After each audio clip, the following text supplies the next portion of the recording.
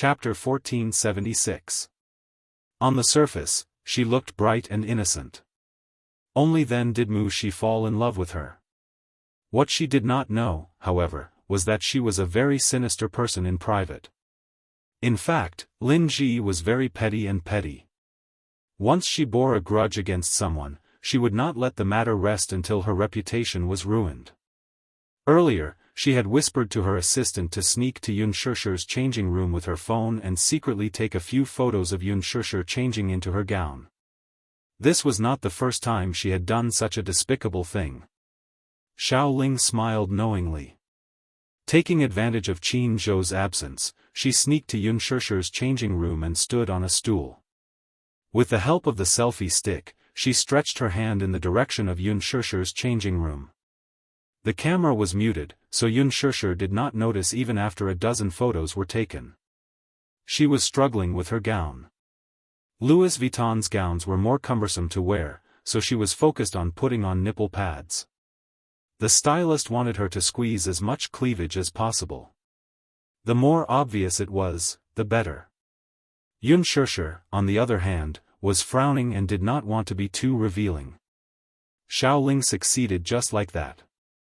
Holding the photos in her hands, she was secretly delighted for a while. She then opened the door and was about to go out to ask for a reward from Lin Ji. When she opened the door just now, she only felt a tall figure standing at the door, as if blocking all the light. His tall and big body stood tall like a dark cloud. Xiao Ling was startled and her heart trembled. She raised her head and saw a man as handsome as a god. Xiao Ling's heart tightened. It was not because of this man's handsome looks that angered both men and gods, nor was it because of his powerful aura that made one's heart tremble. It was because at this moment, this man's eyes were as sharp as ice, piercing her body and making her tremble. Mu Yaja blocked the door, his handsome face gloomy. He had just arrived at the studio and heard that Yun Shishir was in the changing room, so he wanted to take a look. As soon as she arrived, she saw a selfie stick sticking out from the ceiling of Yun Shishir's changing room. She could vaguely see that the camera had been turned on and had secretly taken a few pictures. His eyes were extremely sharp, and he immediately saw that the phone screen had captured Yun Shishir's half-naked body. His anger immediately surged. Who was it? How dare he secretly take photos of her changing clothes? Xiao Ling was shocked by his expression, but she did not know the identity of the man in front of her. She asked stupidly, "Who are you? Don't you know it's scary to suddenly appear at the door?" Mu Yaja was silent, but his eyes fell on her phone. Xiao Ling did not notice his anger at all. She looked around and asked suspiciously, "Who are you? Don't you know that this is the VIP lounge? Unauthorized personnel are not allowed in. What were you doing just now?" Mu Yaja questioned. When Xiao Ling heard this, she was stunned and felt guilty. She instinctively held her phone tightly behind her back and asked innocently, "What does it have to do with you?" However, she was panicking inside. Could it be that this man had come in just now? What a bad time. Could it be that he had seen her every move? Xiao Ling cursed silently and said fiercely. Then, she wanted to retreat. "I'm not going to talk nonsense with you. I have something to do. Stop right there." Mu Yaja abruptly grabbed her arm and pulled her back without a word. Chapter 1477.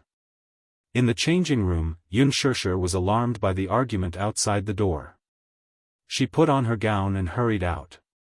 However, she was stunned when she saw the confrontation at the door. "You? Why are you here?" Yun Shishir was confused when she saw Mu Yaja. This was Louis Vuitton's VIP room for women. How could he barge in so openly? She took a closer look at the woman in Mu Yaja's hand and found her rather familiar. Yun Shishir thought about it seriously. Wasn't this Lin Ji's assistant? Why was she here? Just as Yun Shishir was wondering, Xiao Ling started to struggle fiercely. "You! Let go of me! What are you doing?" Although this man was quite handsome, but, Why was he grabbing her hand for no reason and not letting go? Xiaoling complained in her heart. Mainly, she felt very guilty and wanted to leave this place quickly. Hand over your phone. Wuxia grabbed one of her hands and glared at her with a gloomy expression. His eyes were filled with rage. He never had the habit of being rough with women, but that didn't mean that he would tolerate it to the end. Xiaoling was so flustered that she broke out in cold sweat. Qin Zhou had just finished his call when he heard the argument coming from the VIP changing room. He carefully knocked on the door and heard a man's voice. He didn't know what was going on, but the voice of the opposite sex alerted him. He immediately pushed the door open and entered. However, when he saw the confrontation in front of him and saw that the woman Wuxia was holding was Lin Ji's assistant, his expression turned ugly. This is Xiaoxi's changing room. Why did you sneak in? Xiaoling pouted innocently. I went in the wrong way. I didn't do it on purpose. Why are you so agitated? Wuxia sneered at her matter-of-factly manner. You secretly took photos of her, he said sternly. Xiaoxi didn't react for a moment when she heard that. However, when she calmed down and saw the phone in Xiaoling's hand, she thought of the scene in the changing room and felt a chill in her heart. She secretly took photos of her. Thinking of this, Xiaoxi was furious. She took a few steps closer to her and asked sternly, "Did you secretly take a picture of me changing my clothes?" When Qin Zhou heard this, he immediately understood. His gaze was no longer as gentle as before. Instead, it became sharp. You secretly took photos of Xiaoxi changing clothes. No. Xiaoling tried her best to defend herself. Are you guys kidding me? I was just holding my phone, and all of you are actually accusing me of taking photos secretly? I saw it. With only 4 words from Wuxia, Xiaoxi did not suspect anything. What kind of person was Wuxia? Why would he wish for a nobody for no reason? Hence, she walked forward and snatched the phone while Xiaoling was distracted. Ah! My phone. Give it back to me. Xiaoling was extremely nervous. Xiaoxi pursed her lips coldly. Without looking at her, she picked up Xiaoling's phone and opened the screen. The phone was very new. It looked like it was bought a few days ago. It was the latest model of the iPhone 7 Plus. She didn't even have time to set a password. Hence, she opened the photo album and quickly found solid evidence in the album. Chapter 1478. Xiaoxi's face turned redder and redder. She scrolled through the photos and deleted them one by one. When she was done, she realized that more than 20 photos had been secretly taken. She flew into a rage out of humiliation. Gripping her phone tightly, she glared at him and said angrily, "You secretly took photos of me changing clothes. How can you be so shameless? Who told you to do this?" Wuxia's gaze turned even colder when he heard that. He tightened his grip even more. Xiaoling sucked in a breath of cold air from the pain. She felt as if her wrist was about to be broken by this man. Oh my God! What is this man doing? Why is his strength so terrifying? Qin Zhou sneered, his eyes filled with mockery. Who else could it be?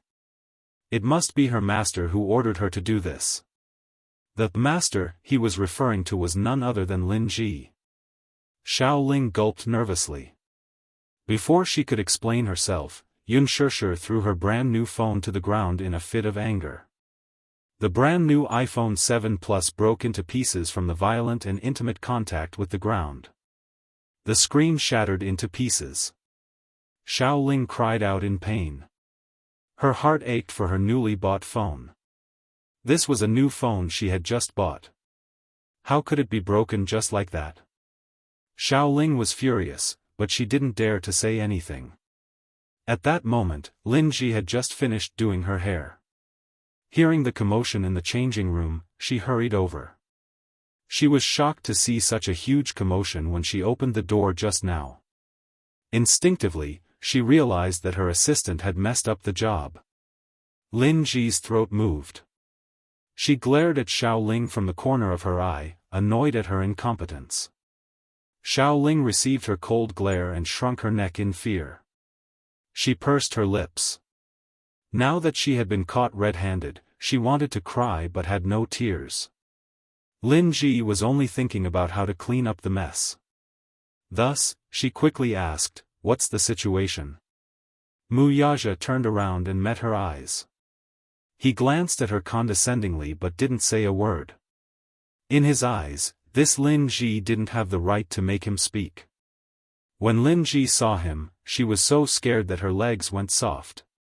When she entered the room just now, her attention was all focused on Unspoken and Xiao Ling. In her panic, she didn't notice Mu Yaja's existence at all. However, when he saw that it was him, he was so scared that he couldn't stand still. She had seen him once. This man was the Supreme Emperor of Huanyu. Mu Yaja was the CEO of Disheng Financial Group, the highest executive.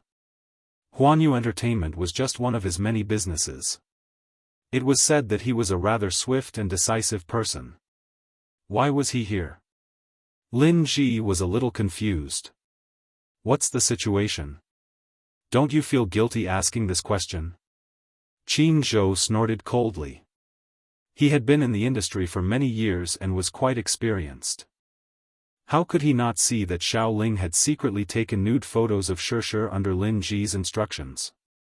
His mockery made Lin Ji's face even more embarrassed. However, who was she? Her acting skills were superb.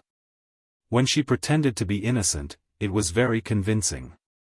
Anger and shock appeared on her face. At the same time, she looked at Xiao Ling with a pained expression and said in disappointment, "Xiao Ling? What did you do?" You secretly took nude photos of Unspoken?" Lin Ji interrogated sternly. When she said this, it was as if she wanted to push all the blame onto Xiao Ling. Chapter 1479.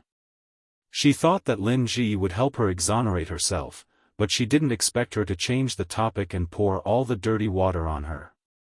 For a moment, Xiao Ling felt wronged and disappointed. She wanted to say something but stopped herself. "Tell me, did you do it? Did you do it?" Lin Ji glared at her. Her hoarse voice was filled with disappointment and pain. Lin Ji's acting skills were good to begin with, especially at a time like this. It was vividly displayed. Xiao Ling widened her eyes helplessly, her mouth slightly agape. She was caught off guard by Lin Ji's sudden change in attitude. Surrounded by so many people, Lin Ji was the only one on her side. Even though she was the only one on her side, she was still questioning her sternly. She was so scared that her legs almost turned to jelly. What was she doing?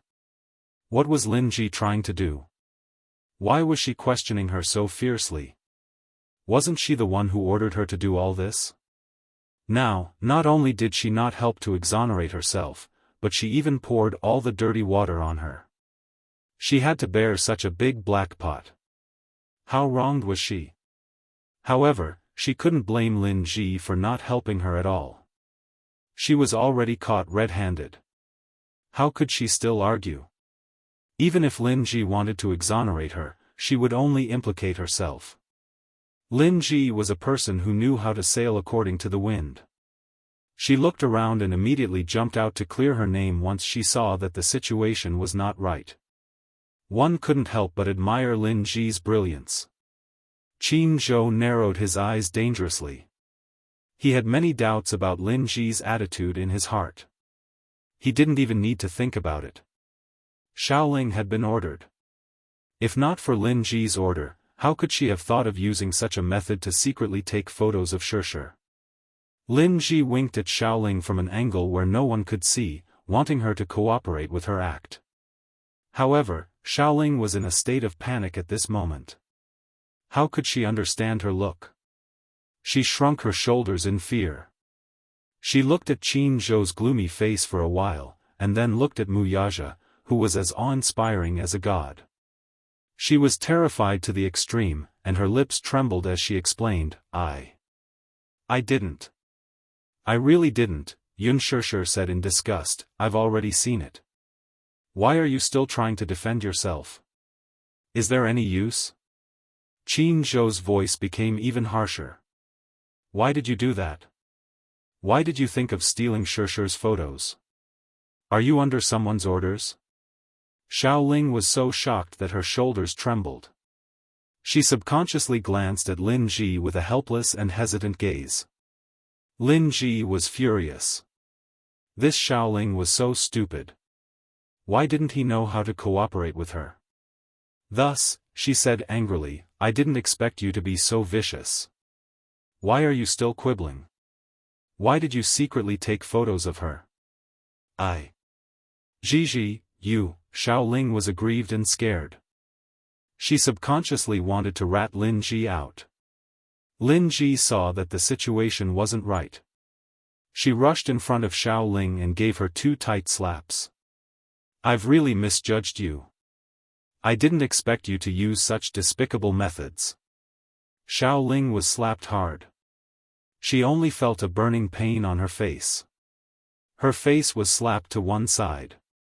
She subconsciously covered her face and looked at Lin Ji in shock.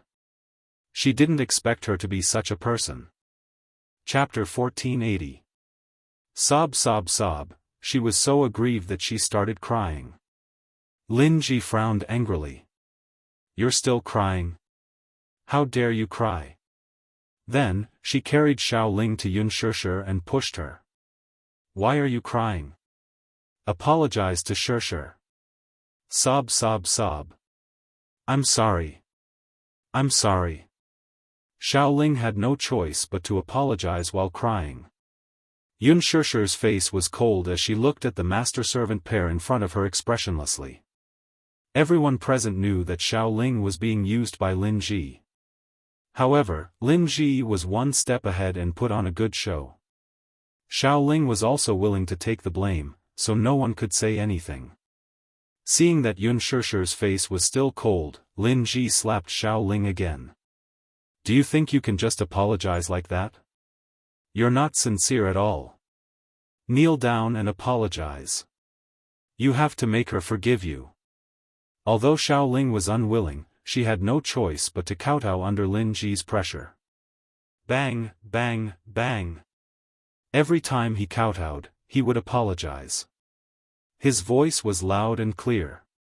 I'm sorry, I was wrong, I'm sorry, please forgive me, I'm sorry, I really know my mistake. Lin Ji stood together with her arms crossed like a vicious queen, looking at Xiaoling kowtowing with satisfaction. Unspoken felt disgusted no matter how she looked at her. She was the one who instigated it, but she pushed all the blame to others. If it were her, she would not do such a thing.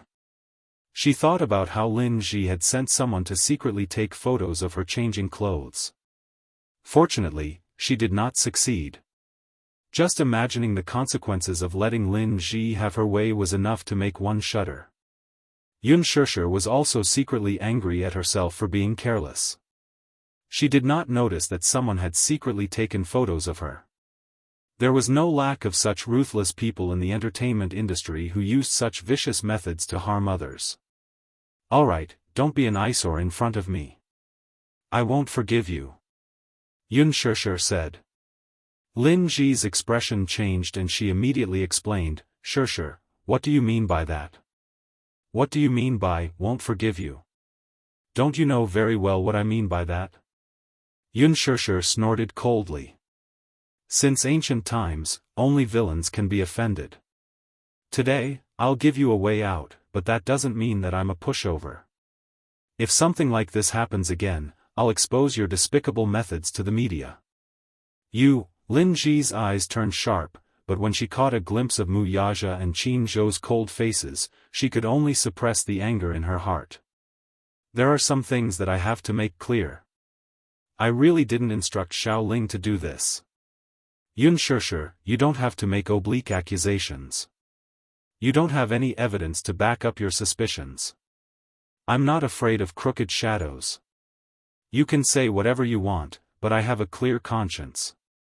With that, she turned around and kicked Xiao Ling. "Why are you still kneeling? Let's go." Xiao Ling stood up with tears in her eyes. She glared hatefully at Yun Shishir and left with Lin Ji. Yun Shishir was speechless.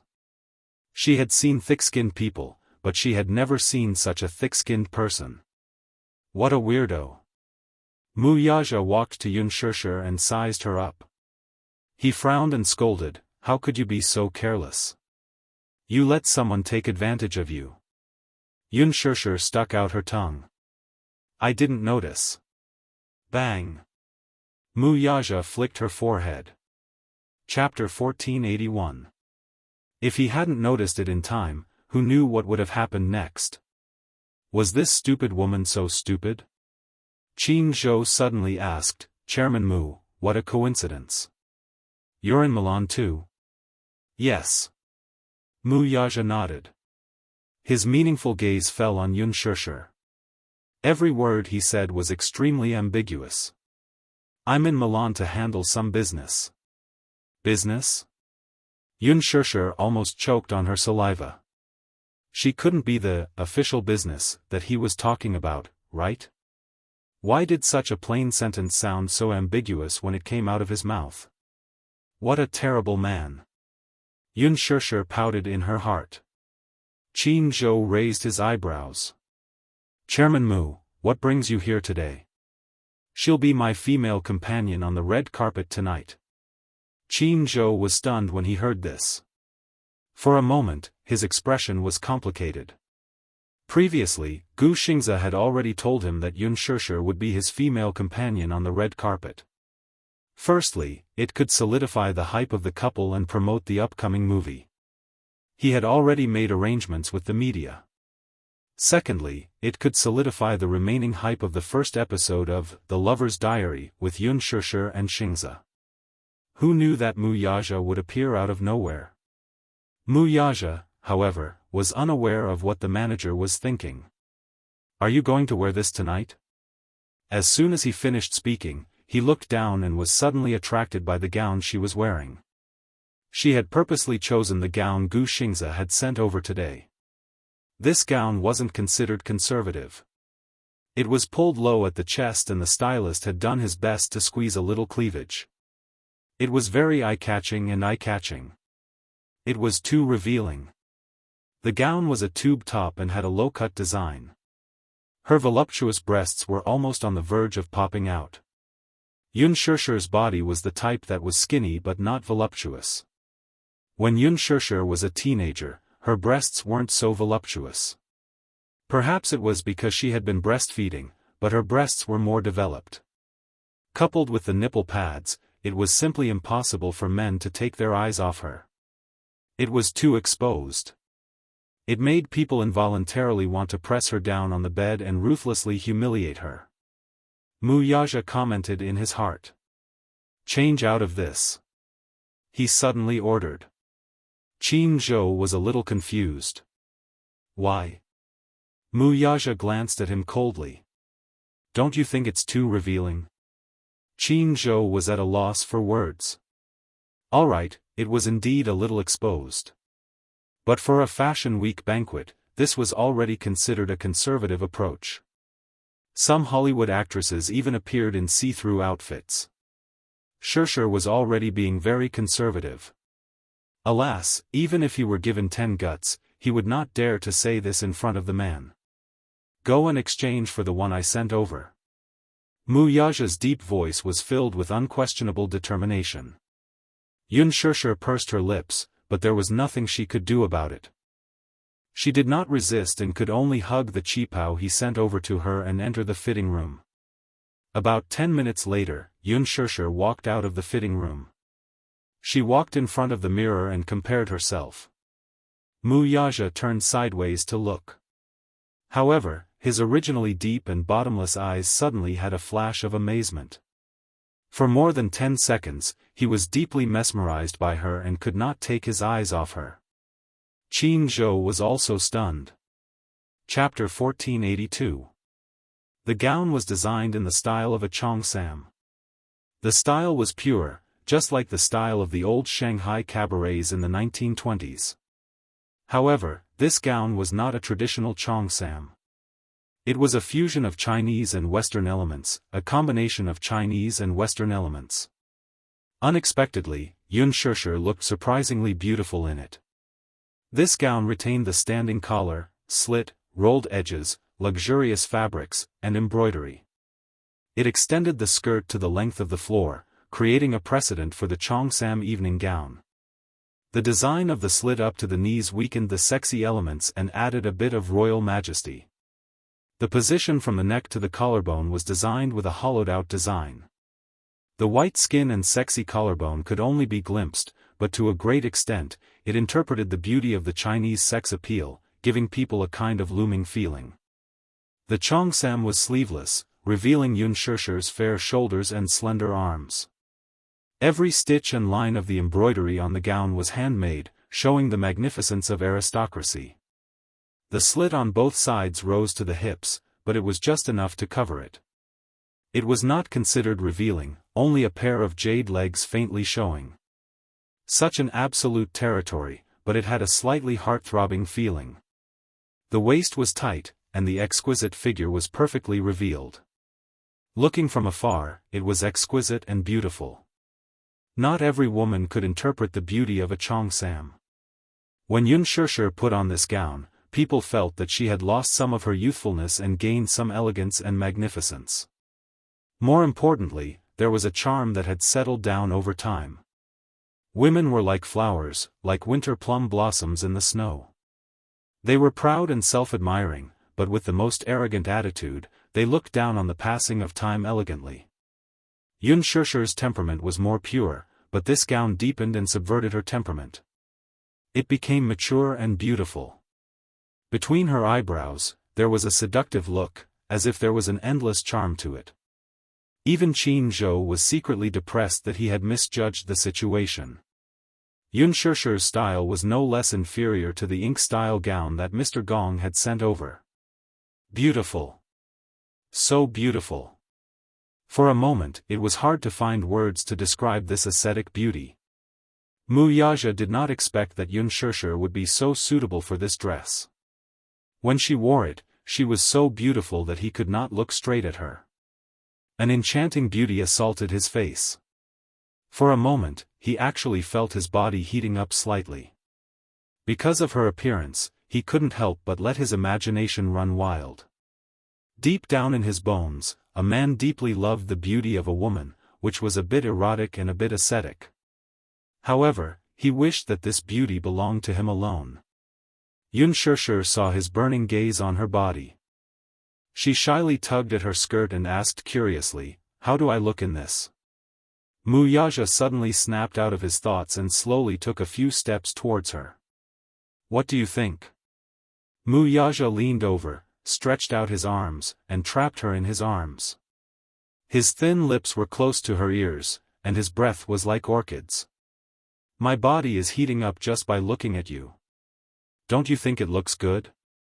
Yun Shishir's face was burning hot. "Hey!" She couldn't help but push him. "Don't be indecent. Can you answer me seriously?" "I'm answering you very seriously." Chapter 1483. Hey, Yun Shishir did not know whether to laugh or cry. Being stared at by him with such a burning gaze, she could only feel her face heating up. She could not help but feel a little helpless. Mu Yaja lowered his gaze to look at her bashful and timid face. He could not help but nod his head and kiss her. Qin Zhou, who was standing by the side, coughed somewhat unwisely. "Ahem, oh please. He was still here, all right? Could he not flirt with his woman as if there was no one else around?" Qin Zhou spoke up at the wrong time, interrupting Mu Yaja's actions. The man turned his gaze and glanced at Qin Zhou with slight displeasure. Even though he only said that he was slightly displeased, when Mu Yaja's somewhat impatient gaze landed on Qin Zhou's face, the poor Qin Zhou only felt as if he had died 10,000 times in those few seconds of being stared at by him. After filtering through more than 1,000 horrible ways to die in his mind, he felt the urge to retreat. He coughed awkwardly and pretended to be innocent. Chairman Mu, sure, I still have something to do. I'll make a call first. With that said, the soles of his feet were greased with oil and he left. Yun Shusher furrowed her brows in annoyance, and her face burned even more. Why did this man not care about the occasion at all? She pushed him a little angrily. Hey, even if you're in heat, you should at least look at the occasion. In heat? Mu Yaja looked back and glared at her in disbelief. This woman, had she become bold? She actually dared to use the word heat to describe him. What? Aren't you in heat right now? There's someone else here. Can you be more careful? Heh, let me show you what it means to be in heat, all right? Just as Mu Yaja finished speaking, Yun Shusher's sixth sense suddenly warned her that the situation was not good. She immediately wanted to avoid him. I still need to do my hair. With that said, she wanted to quickly leave his line of sight. However, who was Mu Yaja? Would he give her a chance to escape? He didn't allow her to resist at all. He just grabbed her waist with one hand and pulled her into his arms. With a bang, he pressed her against the door of the changing room. Yun Shusher did not even have time to protest before the man nimbly turned her over, forcing her to face the door. Following that, his tall body boldly pressed against her. Even though they were separated by 2 layers of clothes, she could still feel the changes in his body, and her heartbeat became even more rapid. Hey! Mu Yaja, don't act recklessly. Yun Shusher exclaimed in surprise and said in a low voice. Act recklessly? Mu Yaja's sexy and magnetic voice lingered in her ears, revealing a bit of devilish charm and provocation. Between his words, there was a hint of hidden meaning. You're obviously looking forward to it, huh? Anticipation? What was there to look forward to? Yun Shusher bit her lips. Just as she was about to get angry, the man's hand lifted the hem of her cheongsam. She exclaimed and wanted to stop him, but he did not intend to give her the chance. It should be very exciting to do it in the changing room. Mu Yaja, don't do it here, Yun Shusher blushed and her heart pounded. She felt his fingers roaming around her body, and for a moment, she panicked. Are you a beast? Even if I'm a beast, I was awakened by you. Your brain is filled with sperm. Beast! Yun Shusher still could not stop being angry. Mu Yaja curled his lips and his eyes were playful. Chapter 1484. Yun Shusher struggled slightly, but in the next second, her wrists were easily restrained by him. He entered her from behind as she resisted slightly. Without any foreplay, it was slightly difficult to enter and exit. However, as his skills deepened, her body gradually relaxed. He pressed on top of her and made love for a long time. When her body went limp, he vented all of it on her body. After everything was over, Yun Shusher felt that her legs were so weak that she couldn't stand up. Her legs turned to jelly. She gritted her teeth, feeling extremely embarrassed. She could only let herself go limp in his arms and do whatever she wanted. Mu Yaja carried her to the sofa and carefully cleaned her body. There was a sink in the changing room. He took a hot towel and wiped her clean. Yun Shusher suddenly remembered that he didn't use any safety measures just now. She sat up and glared at him. Hey, just now you, Mu Yaja calmly raised his eyes and looked at her quizzically. Did you wear that? Yun Shusher blushed and asked. No. A certain man's tone was so righteous that it couldn't be any worse. She flew into a rage out of humiliation. No? Why didn't you use any safety measures? After saying that, she started counting with her fingers. My last period was, the safe period should be. After counting for a long time, Yun Shusher slapped her forehead and said in distress, I'm not on my period today. After thinking about it, she looked as if she was facing death calmly. Forget it. Mu Yaja curled his lips and heard her say seriously, I'll buy some morning after pills later. The man was furious. No. Why not? It's not good for your body to take pills. Xianxia retorted in an unfriendly tone, hey, you're being unreasonable. If it weren't for the fact that you didn't use any safety measures, would I need to take emergency morning after pills? If I don't take them, it'll be very dangerous. I'm in a dangerous period today. What are you afraid of? Wuxia frowned, but he was annoyed by her fuss. I'm not irresponsible. Xianxia was startled. She heard him say, if you are pregnant, you can stay at home and take care of the baby. He dreamed of having another child with her. It would be best if she was a little princess. He dreamed that she could give birth to a daughter for him. He liked daughters very much. If she could give birth to a daughter, he would treasure her in the palm of his hand and give her endless love. Xianxia was stunned for a while, but she said resolutely, I won't. You're not. Wuxia narrowed his eyes dangerously. His expression was slightly angry. Why should I give birth to your child? Oh, you think you can give birth to a child just because you want to? You didn't even ask for my opinion. I don't want to give birth. Xianxia said unhappily. Wuxia suddenly grabbed her chin. You don't want to? This woman was actually unwilling to give birth? Yes, I don't want to. Why? There's no why. Xianxia was silent for a while, then said, my career is on the rise now. I want to work hard on my career first. Let's put everything else aside for now. No. Wuxia said unhappily, is your so-called career acting? Or is it like today, dressing up beautifully and being followed by the media like stars chasing the moon? Chapter 1485. He especially didn't like her like this. At first, he didn't approve of her career. It wasn't that he was biased against people from the entertainment industry, but he felt that as a man, it was his duty to provide for his wife.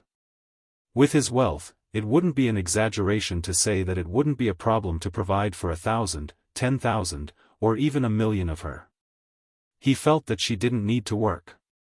But back then, she had said that if he were to raise her, she would feel like a canary trapped in a cage with no freedom. She wanted to work and be financially independent. At least, she could earn enough money to support herself. He respected her and silently made way for her. But if it was for work, she had to sacrifice to this extent. He only hoped that her beauty and all the good things she had would be enjoyed by him alone. He didn't want anyone else to covet her beauty. Xianxia furrowed her brows. She was a little unhappy with his evaluation of her work. To her, entering the entertainment industry was a complete coincidence. When she was in university, she majored in media and her dream was to become an outstanding actress. She liked acting, not because she liked the scenery, but because she liked the arts. She liked to challenge any role that was challenging. Every time her performance was recognized, she would feel a sense of accomplishment from the bottom of her heart. Regarding the issue of children, Xianxia didn't think what Wuxia thought. They weren't officially married yet. Wasn't it too early to talk about children? Moreover, she already had 2 children. With Yu and Xiao Chen, she didn't dare to take the risk. If she had another child, would Yu reject it? Would Xiao Chen reject it? When the time came, what if Yu couldn't accept the arrival of a new life? Not to mention these 2 little guys, even she herself wasn't prepared. Hence, Xianxia held his face and said coquettishly, let's not talk about this now, okay? I'm not ready yet. Moreover, I'm not your wife in name. Why should I give birth to your children? Wuxia's gaze froze for a moment before he circled his arms around her waist. You'll be my wife, Wuxia. You don't have to think about this at all. You want to marry me, but I may not be willing. Xianxia coldly snorted and said somewhat haughtily. Wuxia narrowed his eyes dangerously. What? Are you not willing to be my wife? Xianxia lifted her jade-like chin and smiled gracefully. That depends on your sincerity. As soon as she finished speaking, she pushed him away and stood up. Lifting the hem of her dress, she turned around and walked to the full-length mirror. The brightest design of this gown was the side of the hemline. It was a skirt-like design, with black organza that extended to the ground. It was very beautiful. She looked at the mirror and struck a pose, looking proud and confident. At this moment, Unspoken was definitely the most beautiful. Actually, there was one thing that she didn't say. One of the reasons why she wanted to become an actress was because he was such an outstanding man. Before becoming his wife, she wanted to become more outstanding, to become someone who was worthy of him. Unspoken looked at the mirror and lifted her chin slightly.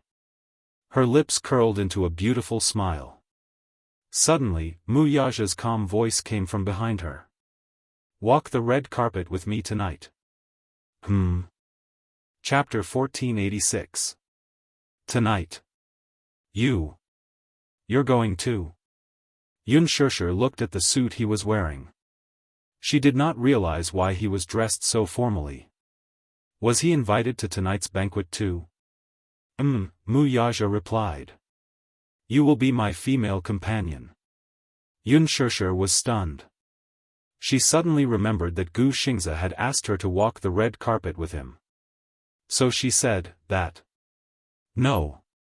No? Why not? Muyaja obviously could not accept her answer. Give me a reason. Unspoken smiled elegantly and seemed to be provoking him. Mr. Mu, I have an appointment. Is that a reason? Muyaja snorted coldly. Rejected. How could he not know that Gu Xingzi had asked Unspoken to walk the red carpet with him tonight? Would he allow it to happen? Only two things would happen tonight. Either she would walk the red carpet with him, or she would not be able to attend the banquet tonight. She would be tied to the plane and go home directly. It was that simple and crude. Did he want his woman to attend the banquet as another man's female companion? Would he sit back and do nothing about it? Unspoken was speechless. You left the company and came to Milan. Why are you joining in the fun? Muyaja replied, because there are always some people who are not self-aware and are coveting my woman. I'm worried. His straightforwardness made Unspoken blush. She narrowed her eyes and smiled helplessly. Chairman Mu, aren't you thinking too much? Who would dare to covet your woman? Are you paranoid about being persecuted? Muyaja suddenly stood up and slowly approached her until he was right in front of her. He leaned forward slightly and hugged her waist, pulling her towards him. Unspoken fell into his arms. He whispered in her ear, I'll give you two choices. Either you walk the red carpet with me, or you pack your luggage and go home. You choose. You're threatening me. Unspoken gritted her teeth in anger as she glared at him. So what? Muyaja smiled provocatively and said evilly, You want to bite me? Unspoken was so angry that her face turned red, but she heard a certain man say in a noble and cold manner, Miss Yun, please don't be ignorant of your good fortune. There are so many female celebrities lining up to walk the red carpet with me, but I only chose you. Didn't Qin Zhou's team always want to give you exposure? Isn't this a great opportunity?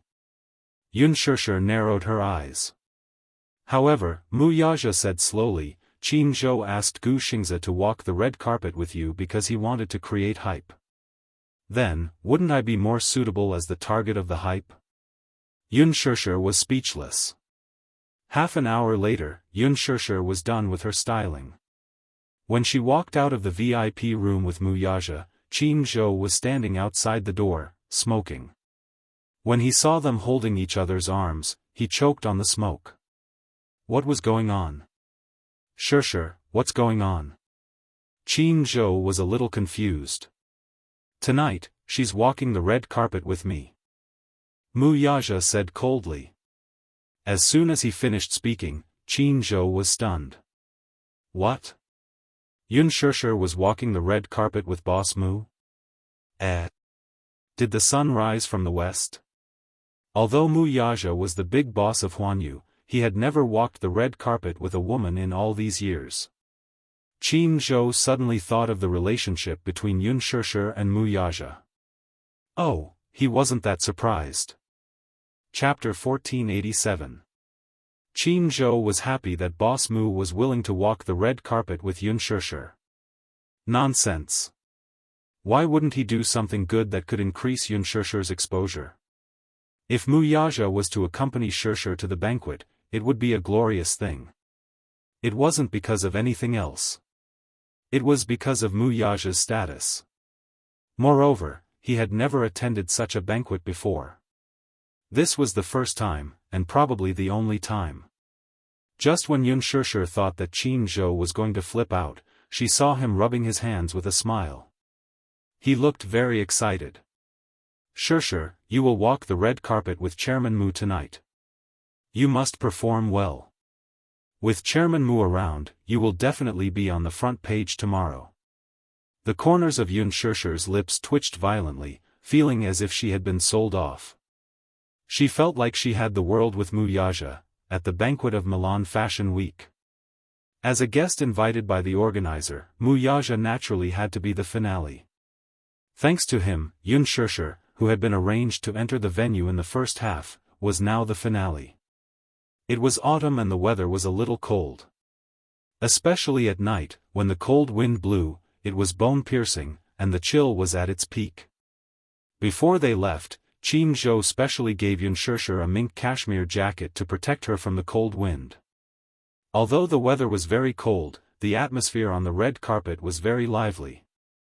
There was a heated competition of attractiveness, and the female celebrities were trying their best to show off their beauty on the red carpet, desperately trying to attract the attention of the cameras. Amidst the flashing lights, the celebrities stood in front of the cameras, constantly striking poses and posing coquettishly. They were wearing as little clothing as they could. The Bentley was parked not far from the entrance. As it was the finale, Yun Shishir couldn't enter yet. She could only sit in the car and observe the scene outside the car window. As she watched, she was speechless. Why were these female celebrities wearing so little fabric? Some even wore see-through outfits that only covered a few important parts. In the cold wind, they were still stretching their limbs and posing elegantly. It looked so cold, Yun Shishir's lips twitched. Generally speaking, the red carpet was a battlefield. The female celebrities dressed up carefully just for this moment to be the center of attention. Media from both domestic and foreign countries had gathered. The periphery of the red carpet was almost packed with people. At a glance, it was a sea of people. The only time she walked the red carpet was at Huanyu's annual cocktail party. However, the scale of the Milan Fashion Gala was incomparable to Huanyu's. It was more pretentious and had more media coverage. If she could leave her name on the red carpet, it would be more useful than shooting a few more literary films. At the same time, there was another person who was secretly competing. Han Yuyen hid in the car and refused to get out. According to the organizer's arrangement, she should have made an appearance long ago. However, she refused to get out of the car. Even though the organizer in charge of the red carpet kept urging her, she still ignored him and refused to get out of the car. Because she had not seen Yun Shishir walk the red carpet yet. Yun Shishir, this B***TCH, was just a newcomer, and she was already thinking of being the finale? Dream on. Anyway, if Yun Shishir didn't leave, she wouldn't make an appearance either. At most, they would just wait and see who could outlast the other. Chapter 1488. As Han Yuyen thought about it, she stayed in the car and did not move. It was Lin Ji's turn. She wore a splendid dress and exquisite makeup. She was beautiful and dazzling. When she walked on the red carpet, the foreign reporters did not recognize her. They were not interested in her, so they whispered to each other. The domestic media was extremely excited. They raised their cameras and took pictures of her like crazy. Lin Ji kept waving at the media. It was rare for her to walk the red carpet, so she enjoyed the attention of everyone. Even when the security guards came up to maintain order and let her in quickly, she still refused to leave the red carpet and kept blowing kisses at the media. In the end, he had no choice but to be half-dragged and half-dragged by the security guard. Han Yuyan sat in the car. When she saw this scene, she sneered. Country bumpkin. She had not seen the world. She did not know how this Lin Ji got into the Milan fashion show. She came here to make a fool of herself. What a disgrace. She did not want to walk with such a person and be compared to her. It would be degrading. On the list, only Mu Yaja, Yun Shishir, and Han Yuyan had not made their appearance. The person in charge of the red carpet ran over to invite Han Yuyan. Han Yuyan asked, "When is Yun Shishir leaving?" "What do you mean?" "When she leaves, I'll leave after her. How can we let her be the finale at such a big event? For this final scene, you should let someone of my level come to control the situation." The person in charge curled his lips contemptuously. This Han Yuyan was really naive. Naturally, Yun Shishir would not be the last to appear. She probably did not know that Yun Shishir and Mu Yaja were walking the red carpet together. "You're really not leaving?" The person in charge was running out of patience. In order to invite this person to the red carpet, he had gone back and forth several times. He had been polite at the beginning, but now his patience was running out. If she did not leave, he would not invite her again. However, Han Yuyan had already made up her mind. She made her stand clear and emphasized, "I want to walk the red carpet after Yun Shishir." As soon as he finished speaking, the person in charge left helplessly. Han Yuyan closed the car door and rolled her eyes mockingly. "Yun Shishir, you want to fight with me?" He was still too inexperienced. The red carpet was nearing its end. All of the media were eagerly waiting to find out who the big shot would be at the end of the show. The scene was still very lively. This was a rare fashion event in Italy. It was Mu Yaja's first time walking the red carpet in Milan with a female partner, and it was also Yun Shishir's first time appearing in front of the cameras with him. She was so nervous that she almost suffocated. Yun Shishir clasped her hand over her heart and looked at the flashing spotlights on the red carpet. For a moment, all the spotlights were on, and it was as bright as day, illuminating the silent night. Mu Yaja saw her taking deep breaths and smiled. His originally cold eyes were filled with gentleness and affection. "Nervous?" "Yes, a little." Yun Shishir did not mince her words. It was embarrassing to say that this was the first time she had seen such a big event. There were hundreds and thousands of reporters from different countries all over the world. Now they were all gathered together to witness this glittering fashion event. In the crowded crowd, the bodyguards were trying their best to maintain order. Chapter 1489. Mu Yaja held her hand gently and kissed her fingertips. The moment he looked down, the tenderness in his eyes seemed to melt her. The wind outside the window was bitterly cold, but at this moment, she felt a sense of warmth in her heart. "Hold my hand when you get out of the car, okay?" He tried his best to soothe her uneasy heartbeat with his gentle voice. The Bentley slowly stopped at the end of the red carpet. From the rearview mirror, Yun Shishir could see many reporters swarming around the car door. They held up their cameras and flashed their flashlights continuously. Every one of them was trying to be the first to capture this scene before everyone else. The bodyguards immediately rushed over to divert the crowd. Unfortunately, the media was too crazy. Mu Yaja smiled, opened the door, and got out of the car. Then, under the bright flashlights, he turned around and held her hand. Yun Shishir held his hand and slowly got out of the car. Her gorgeous cheongsam and her exquisite and perfect figure were exposed to everyone's eyes. "Oh my God! It's Yun Shishir. Is she the newcomer who sat next to Gu Xingzi at the fashion show? I remember her. Her figure in the ink painting on the red carpet was simply stunning." Yun Shishir's appearance at tonight's fashion show was not surprising. However, what was unexpected was that her male companion on the red carpet was actually Wuxia. Wuxia. This name, even when placed in the international arena, was like thunder to one's ears. As the top celebrity in the business world, the Mu family was one of the wealthiest families in the business world. Wuxia was the head of the Mu family and the CEO of Disheng Financial Group. He used to be the young master of the Mu family and was now the CEO of Disheng Financial Group. His appearance on the red carpet was the biggest surprise of tonight's event. Actually, Milan's fashion show would send VIP invitations to the Mu family every spring and autumn. After Wuxia received the invitations, he would always throw them aside and ignore them. His appearance was a veritable VIP. Tonight, he was dressed in a handmade suit. He was tall and straight, slender and handsome.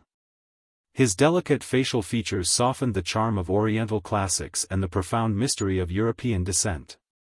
His exquisite silhouette was full of heroic spirit. However, compared to the past, there was less coldness. Because of the woman beside him, there was more gentleness between his brows. When he and Xianxia appeared on the red carpet, they instantly outshone the crowd. Magnesium lights flashed across the sky, causing half of the night sky to be as bright as day in an instant. It's the CEO of Mu Group, Wuxia. I heard that he's a business genius. He's young and talented. The reporters were in a frenzy. It seemed that no one had expected that tonight's finale guest would be the rumored scion of a prestigious family, Wuxia. Wuxia held Xianxia's hand and walked towards the end of the red carpet. Shocking. It was really too shocking. In the past, there had been female celebrities and male guests on the red carpet together. However, it was rare for such a pair to be so good-looking. The man was so handsome.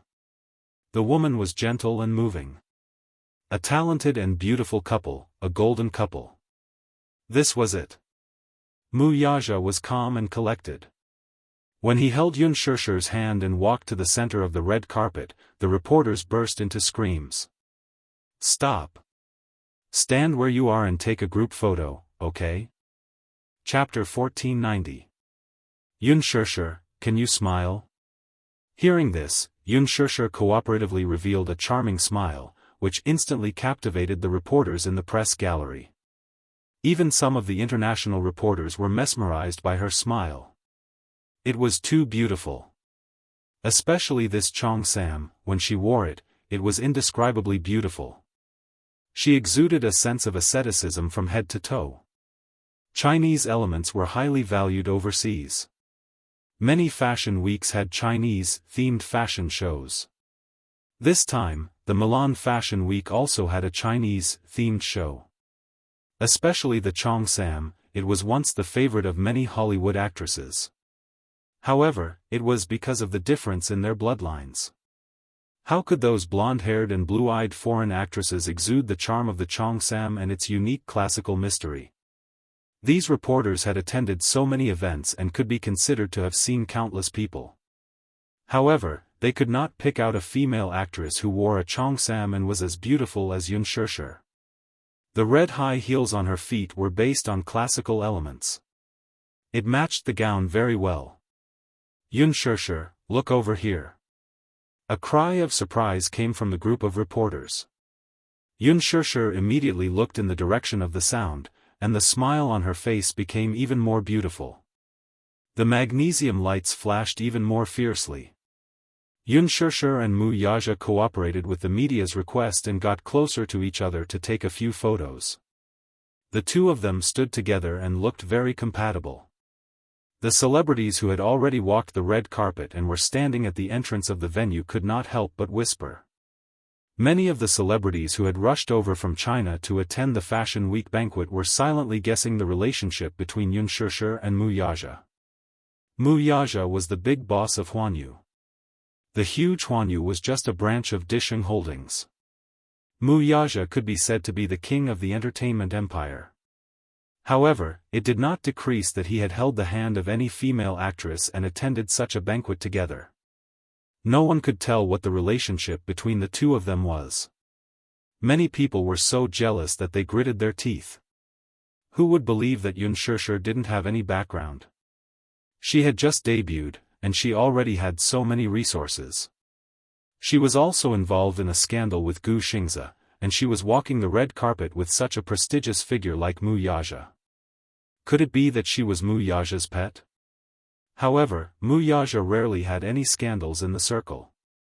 It was rare for him to be so close to any female celebrity.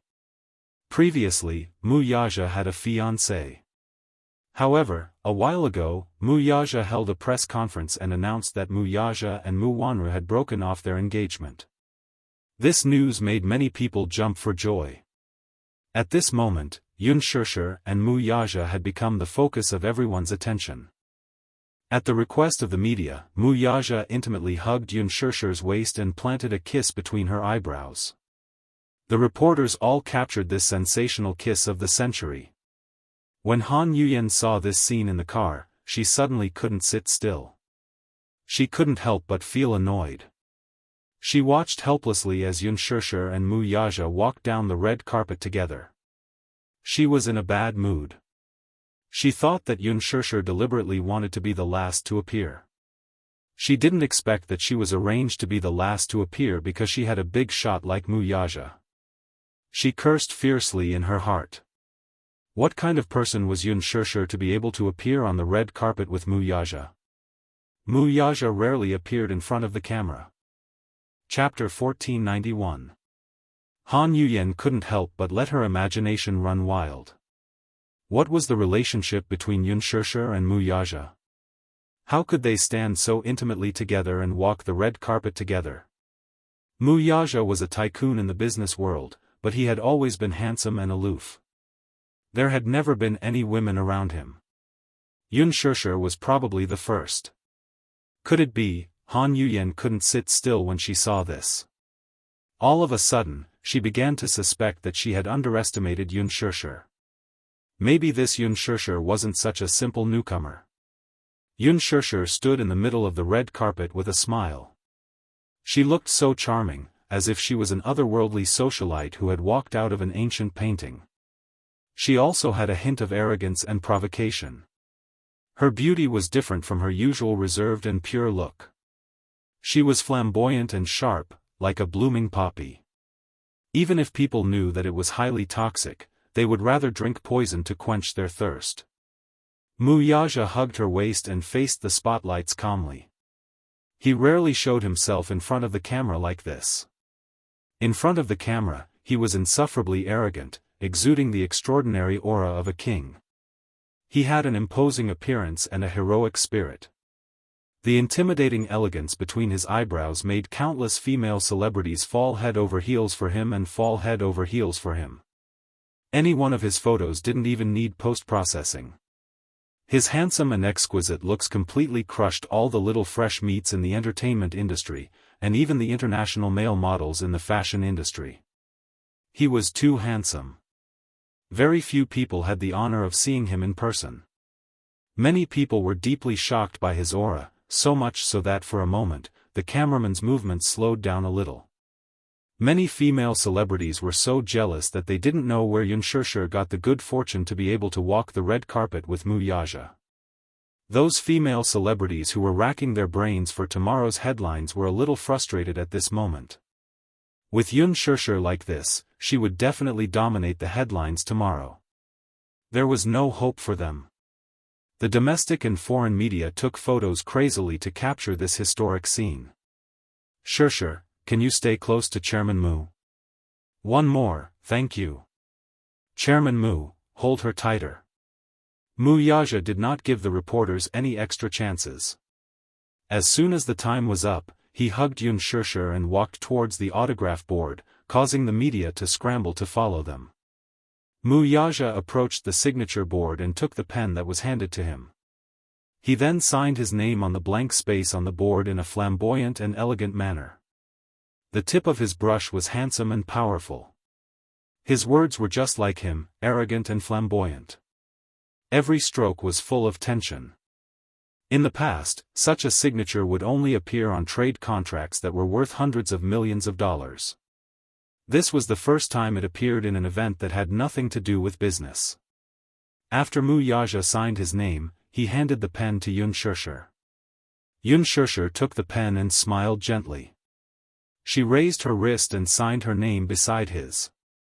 The tip of the pen was graceful and her handwriting was very beautiful. It was not inferior to his. After signing his name, Mu Yaja and Yun Shishir walked to the interview area. Qin Zhou had told them not to ask any irrelevant questions. Once they did, they would be asked to leave the banquet. The media was very respectful of the Mu group. Therefore, they did not dare to be rash. Hence, most of the questions revolved around Yun Shishir's speech for attending the fashion show. Chapter 1492. Do I need a reason to walk on the red carpet with anyone? Mu Yaja asked him back. The reporter was speechless. Such an arrogant response had a strong personal style. Mu Yaja had always been casual and arrogant. Hence, the reporter asked Yun Shishir another question. Shishir, are you nervous about walking on the red carpet with Chairman Mu this time? Yun Shishir smiled and said, how could I? Before she could finish her sentence, the reporter quickly asked, why are you in such a good mood? Yun Shishir chuckled and added, how could I not be nervous? The reporter was silent. Friendly laughter came from the media. Yun Shishir said wittily, I'm too nervous, so I'm sweating when I talk. Yun Shishir was already good at dealing with the media. She already knew how to use words to cleverly avoid difficult topics. Her clever on-the-spot response made the media laugh in disappointment.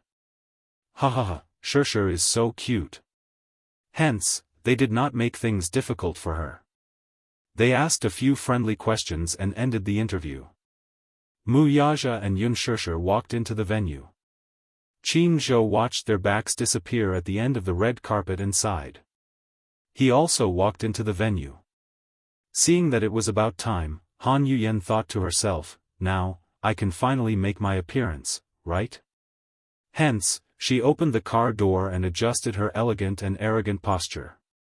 She lifted the hem of her dress and walked out of the car. At first, she thought that Yun Shishir deliberately wanted to be the last. Only then did she realize that it was because she was on Mu Yaja's list. She used Mu Yaja's name to delay her appearance. However, this was good. At least, she was the real last. Thinking of this, Han Yuyan's face showed a proud smile. She lifted the hem of her dress and walked gracefully to the red carpet. However, when she walked to the red carpet, she saw that the people in the venue were busy closing the red carpet. The corner of Han Yuyan's mouth twitched, but she still maintained her elegant smile. She signaled her assistant with her eyes.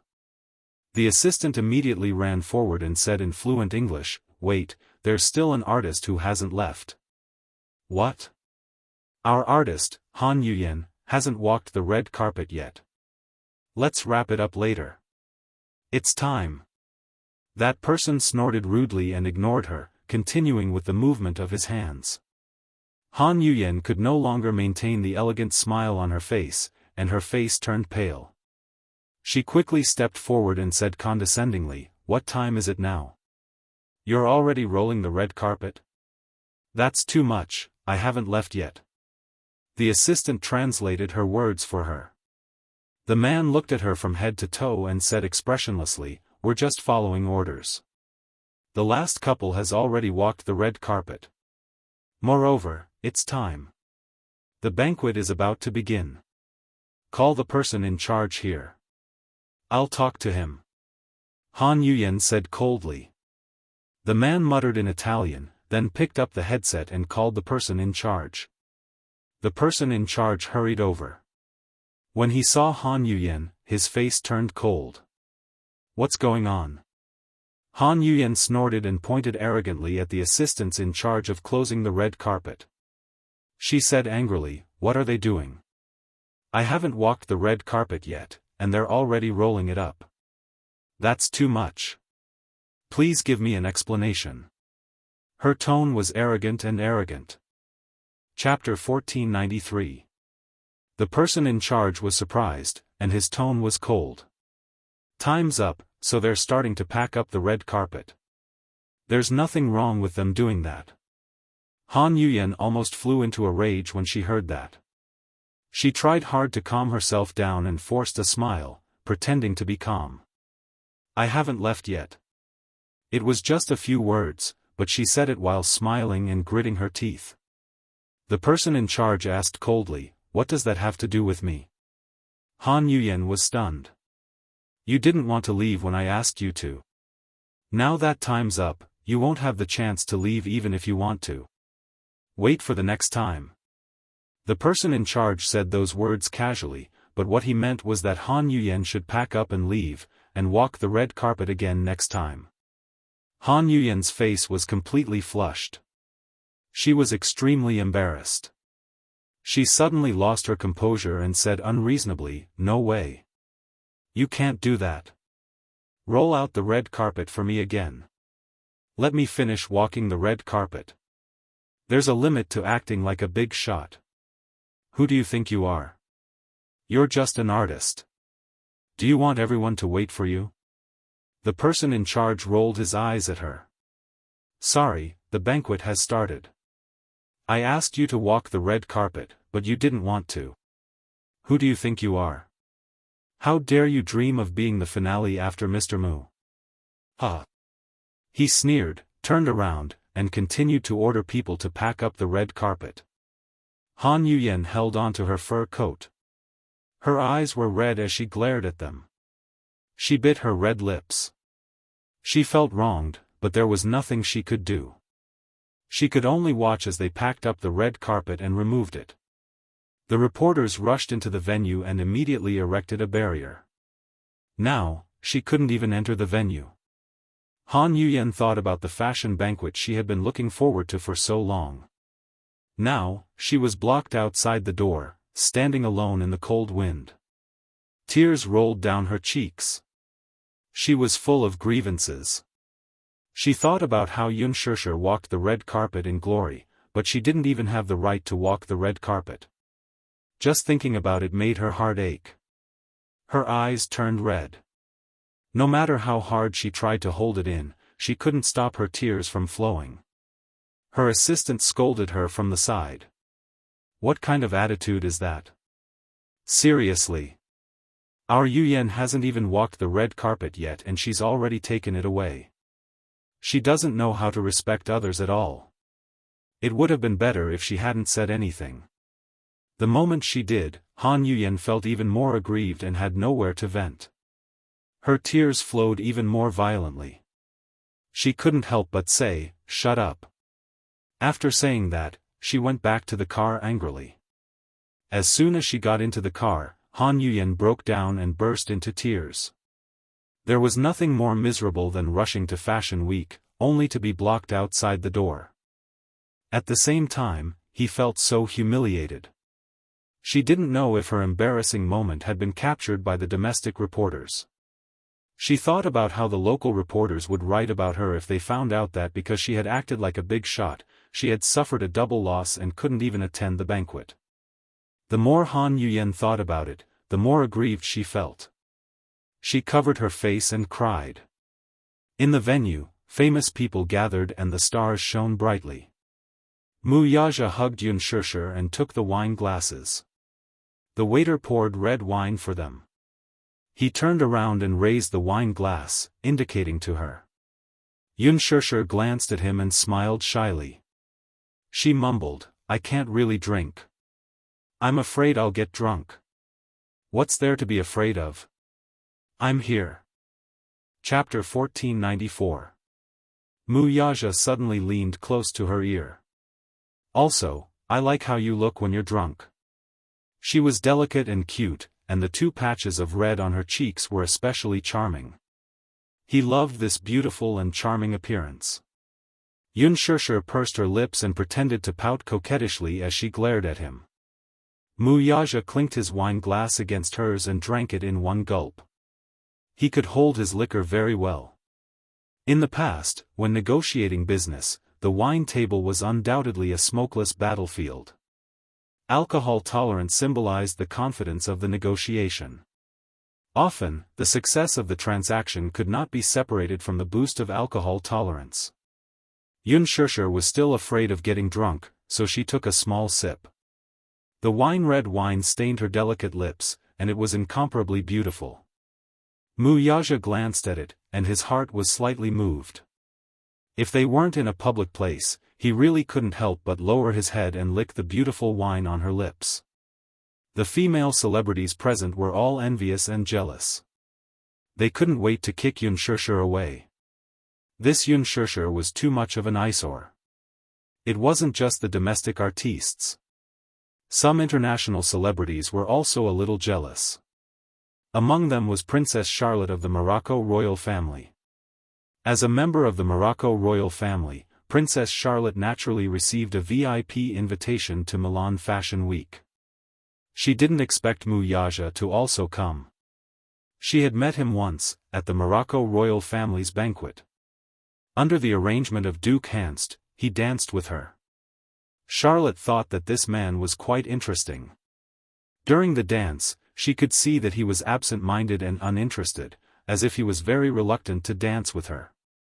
He made a few wrong steps and stepped on her a few times. Charlotte was displeased, but at the same time, he left a deep impression on her. There were very few men who didn't like her. As the princess of the Morocco royal family, not only was she rich, but she was also beautiful and had a noble temperament. There were countless nobles who flocked to her like a flock of ducks. Not to mention those commoners. This was the first time she had seen a man with a cold face in front of her. There was no change in his expression, nor was there a trace of reverence or submission. After the dance, he left the dance floor in a hurry and did not linger. Charlotte could not help but be a little interested in him. This man is very interesting. Moreover, his noble and arrogant temperament was very attractive to her. She was tired of those men who fawned over her in every possible way. She was even more tired of those who treated her as if she was a high and mighty queen.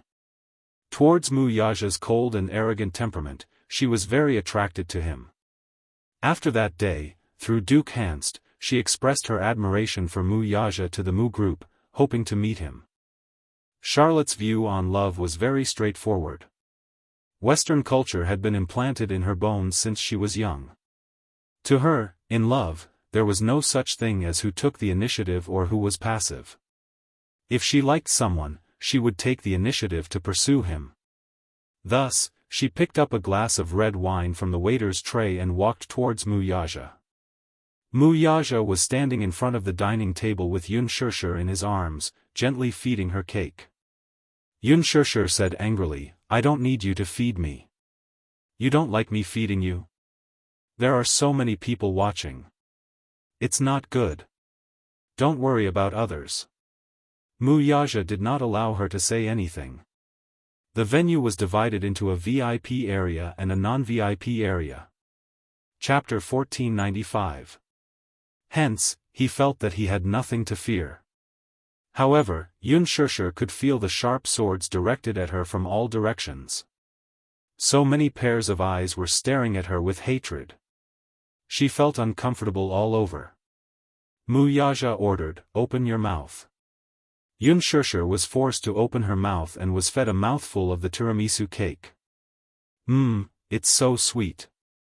She raised her eyebrows in surprise. Wuxia saw that she seemed to like it very much and also took a bite. "Yes, it's very sweet." Jianghu, who was watching from the side, covered his face.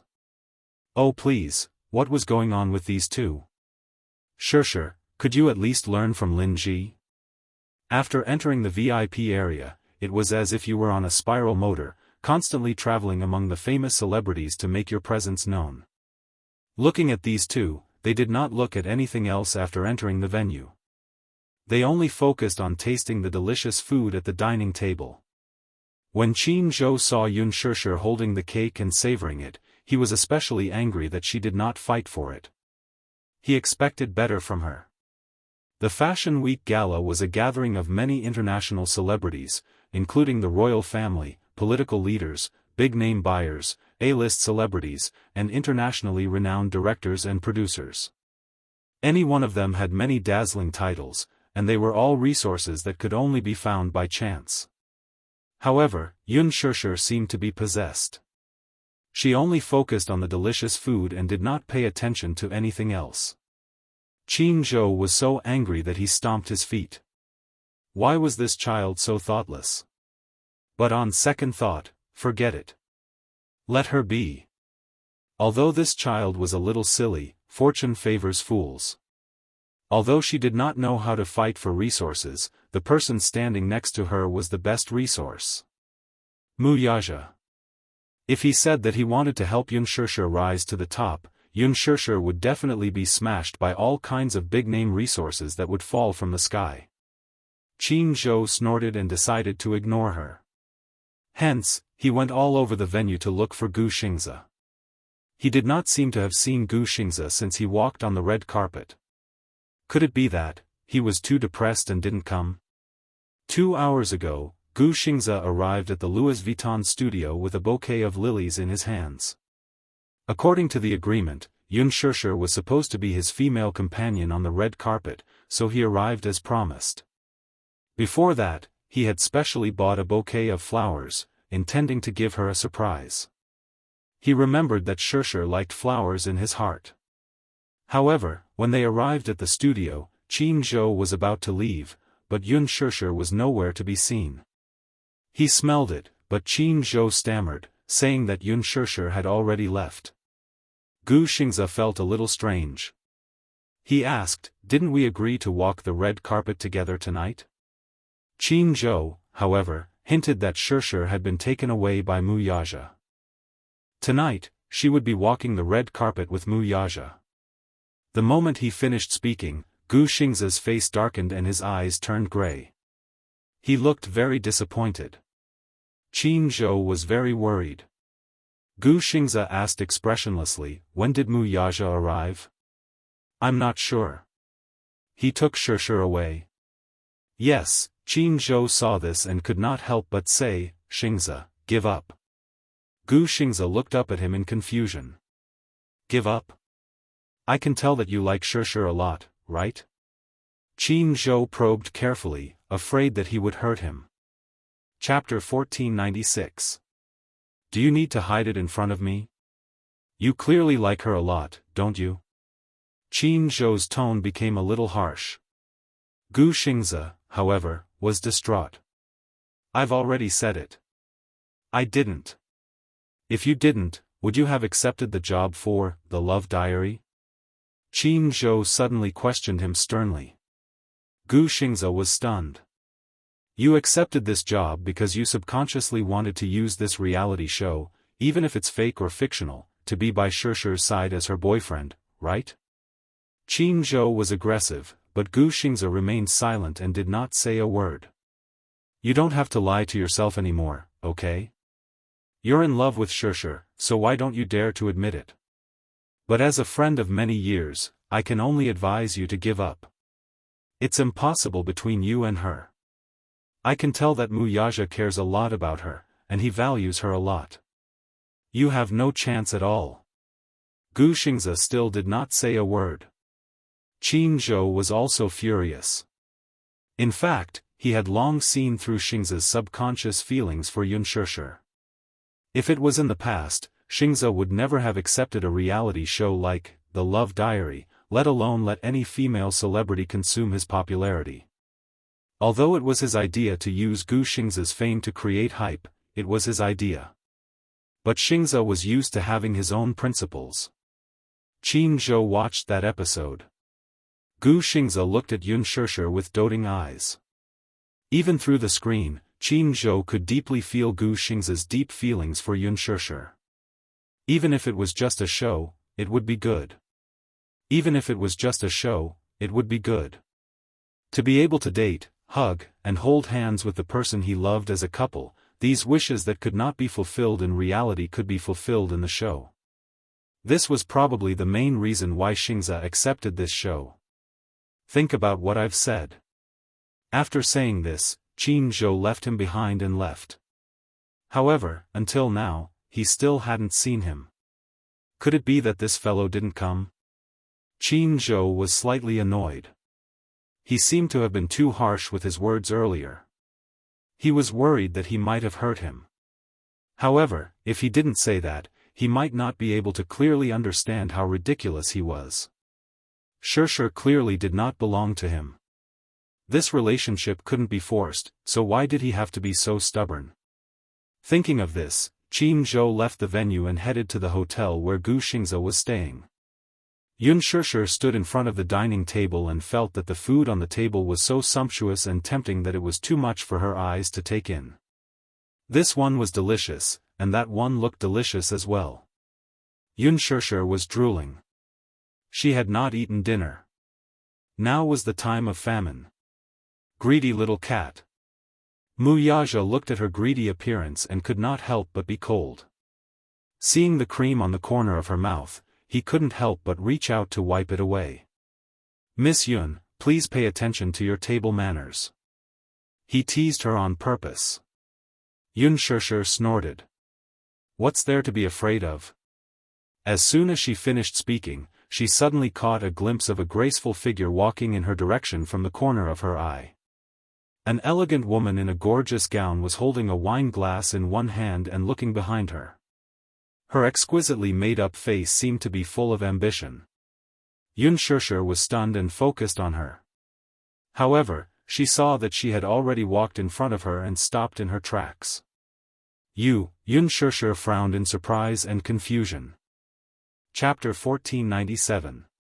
Lowly commoner, move aside. Her arrogant behavior had undoubtedly infuriated Xianxia. She asked in return, "Who are you? Do I know you? Who is this woman? Why is she so arrogant?" They walked in front of her for no reason, and one by one, they arrogantly asked her to make way for them. Mu Yaja heard the commotion and turned around. He caught a glimpse of a gorgeous figure from the corner of his eye. He was slightly stunned and instantly frowned. "What are you doing?" She walked to Xianxia's side and protected her in her arms. She glared at Charlot with a dignified expression. When Charlot saw Mu Yaja, the arrogant expression on her face instantly faded and was replaced by a light and charming smile. She went to his side and held his arm as if there was no one else around. She looked very intimate. "Arthur, I've finally caught you this time, haven't I? It's me, Charlot. We even danced together some time ago. Do you remember me?" Charlot said in fluent French. She smiled and rested her head on his shoulder intimately. Xianxia was stunned. She was petrified and looked at the scene in front of her in disbelief. She looked up and glanced at Mu Yaja's gloomy face again. She finally understood what was going on. Her heart settled down. It turned out that another rotten peach blossom had appeared. She simply ignored it and left it to Mu Yaja to solve it himself. She turned around and continued to choose her favorite desserts. Mu Yaja could not help but feel frustrated. He wanted to push her away, but Charlot held onto him tightly and did not give him a chance to do so. It also seemed that she was doing this intentionally for Xianxia to see. She wanted her to see how intimate she was with this man. However, when Charlot looked at Xianxia smugly, she saw that she was holding the plate calmly and did not look over. She was calmly tasting the desserts. Charlot's face instantly darkened. This woman did not seem to care about her at all. Mu Yaja looked at her with a headache. This woman was the mess Mu Linfeng had thrown to him. Princess Charlotte was a member of Morocco's royal family. Princess Charlotte was the beloved daughter of Princess Caitlin of Morocco. Not only was she beautiful, but she was also very wealthy. As one of the future heirs of the royal family, there were countless admirers who flocked to him. The Mu family had many dealings with the Morocco royal family, so Mu Linfeng had high hopes for Mu Yaja and hoped that he could marry Princess Charlotte. Naturally, Mu Yaja was well aware of his uncle's thoughts. That was the reason why he had asked him to leave the country. Mu Yaja was filled with jealousy and dissatisfaction when he arranged for the princess to be with him. If the Mu group could form a marriage alliance with the Morocco royal family, the benefits would be unimaginable. It would be a great help to the Mu group. However, Mu Yaja was especially disdainful of this. What he hated the most was using marriage as a bargaining chip between business and politics. Moreover, since he already had a woman in his heart, he would not spare another glance at other women. Charlotte could not help but feel disappointed when she saw his cold expression. She raised her goblet and gestured to him. "Arthur, let's have a drink, shall we?" "Not interested." Mu Yaja's tone was still indifferent. He pushed her away expressionlessly, appearing especially cold. Chapter 1498. She had always been confident and arrogant. She had countless fans and the number of people who adored her was as many as the carps in the river. But she was unable to attract this man's gaze. This was a huge blow to her. She didn't believe it. She didn't believe that she couldn't conquer this man. Charlotte appeared in front of her in a flash and pouted coquettishly, "Hey. What do you mean he's not interested? Make yourself clear." She questioned angrily. Unspoken took a sip of the red wine and glanced at Charlotte, reminding her kindly, "What he means is that he's not interested in having a drink with you." When Mu Yaja heard this, he was stunned and looked at her in shock. He thought that this woman would be like her usual self, hiding at one side like a coward and ignoring them. Or maybe she would start to let her imagination run wild and be overly suspicious. He didn't expect that she would be so daring to stand out and go against Charlotte. He couldn't help but be surprised at this. Charlotte's attention was attracted by her words. Unspoken spoke in French with perfect pronunciation. Although she wasn't fluent, it was very standard and every word was enunciated accurately. Charlotte was a little surprised, but at the same time, she couldn't help but glare fiercely in her direction.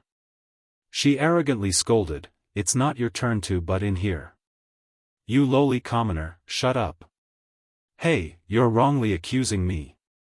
Unspoken blinked her eyes innocently and guided her patiently, "I'm kindly reminding you but you're actually scolding me as a lowly commoner." Charlotte didn't understand, "Kindly reminding me?" "Yes. Because you don't understand human language, right? I'm kindly translating for you." Unspoken smiled elegantly but suddenly spat out a sentence that was disgusting to death. Charlotte immediately understood the mockery in her words and was instantly angered to the point of suffering internal injuries. Even Mu Yaja couldn't help but curl the corners of his lips. This woman was too cute. She was usually docile and quiet, obedient and sweet. But once she revealed her edge, she was like a cat with sharp claws and teeth. She could actually smile and say such vicious words. It seemed that he had learned a lot from following Qin Zhou. Charlotte was furious. However, even if she was furious, she had to pay attention to her public image in a public place. She had no choice but to suppress the anger in her heart and try her best to maintain the noble and elegant expression on her face. She sneered disdainfully. "Shut up. You have no right to speak here. Get the hell away from him. You don't deserve to stand beside him. You're such an eyesore." Unspoken, on the other hand, was neither shocked nor angry. With a light smile on her face, she said, "Your Highness, you seem to be mistaken about something. Would you please examine the situation you are in? This is Milan, Italy, not Monaco, okay? Now that we're in Italy, can you please put away that disgusting princess act?" Charlotte was rendered speechless.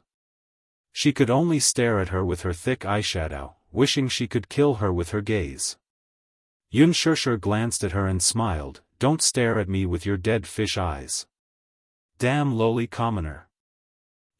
Charlotte was at a loss for words. She was so angry that she clenched her fists.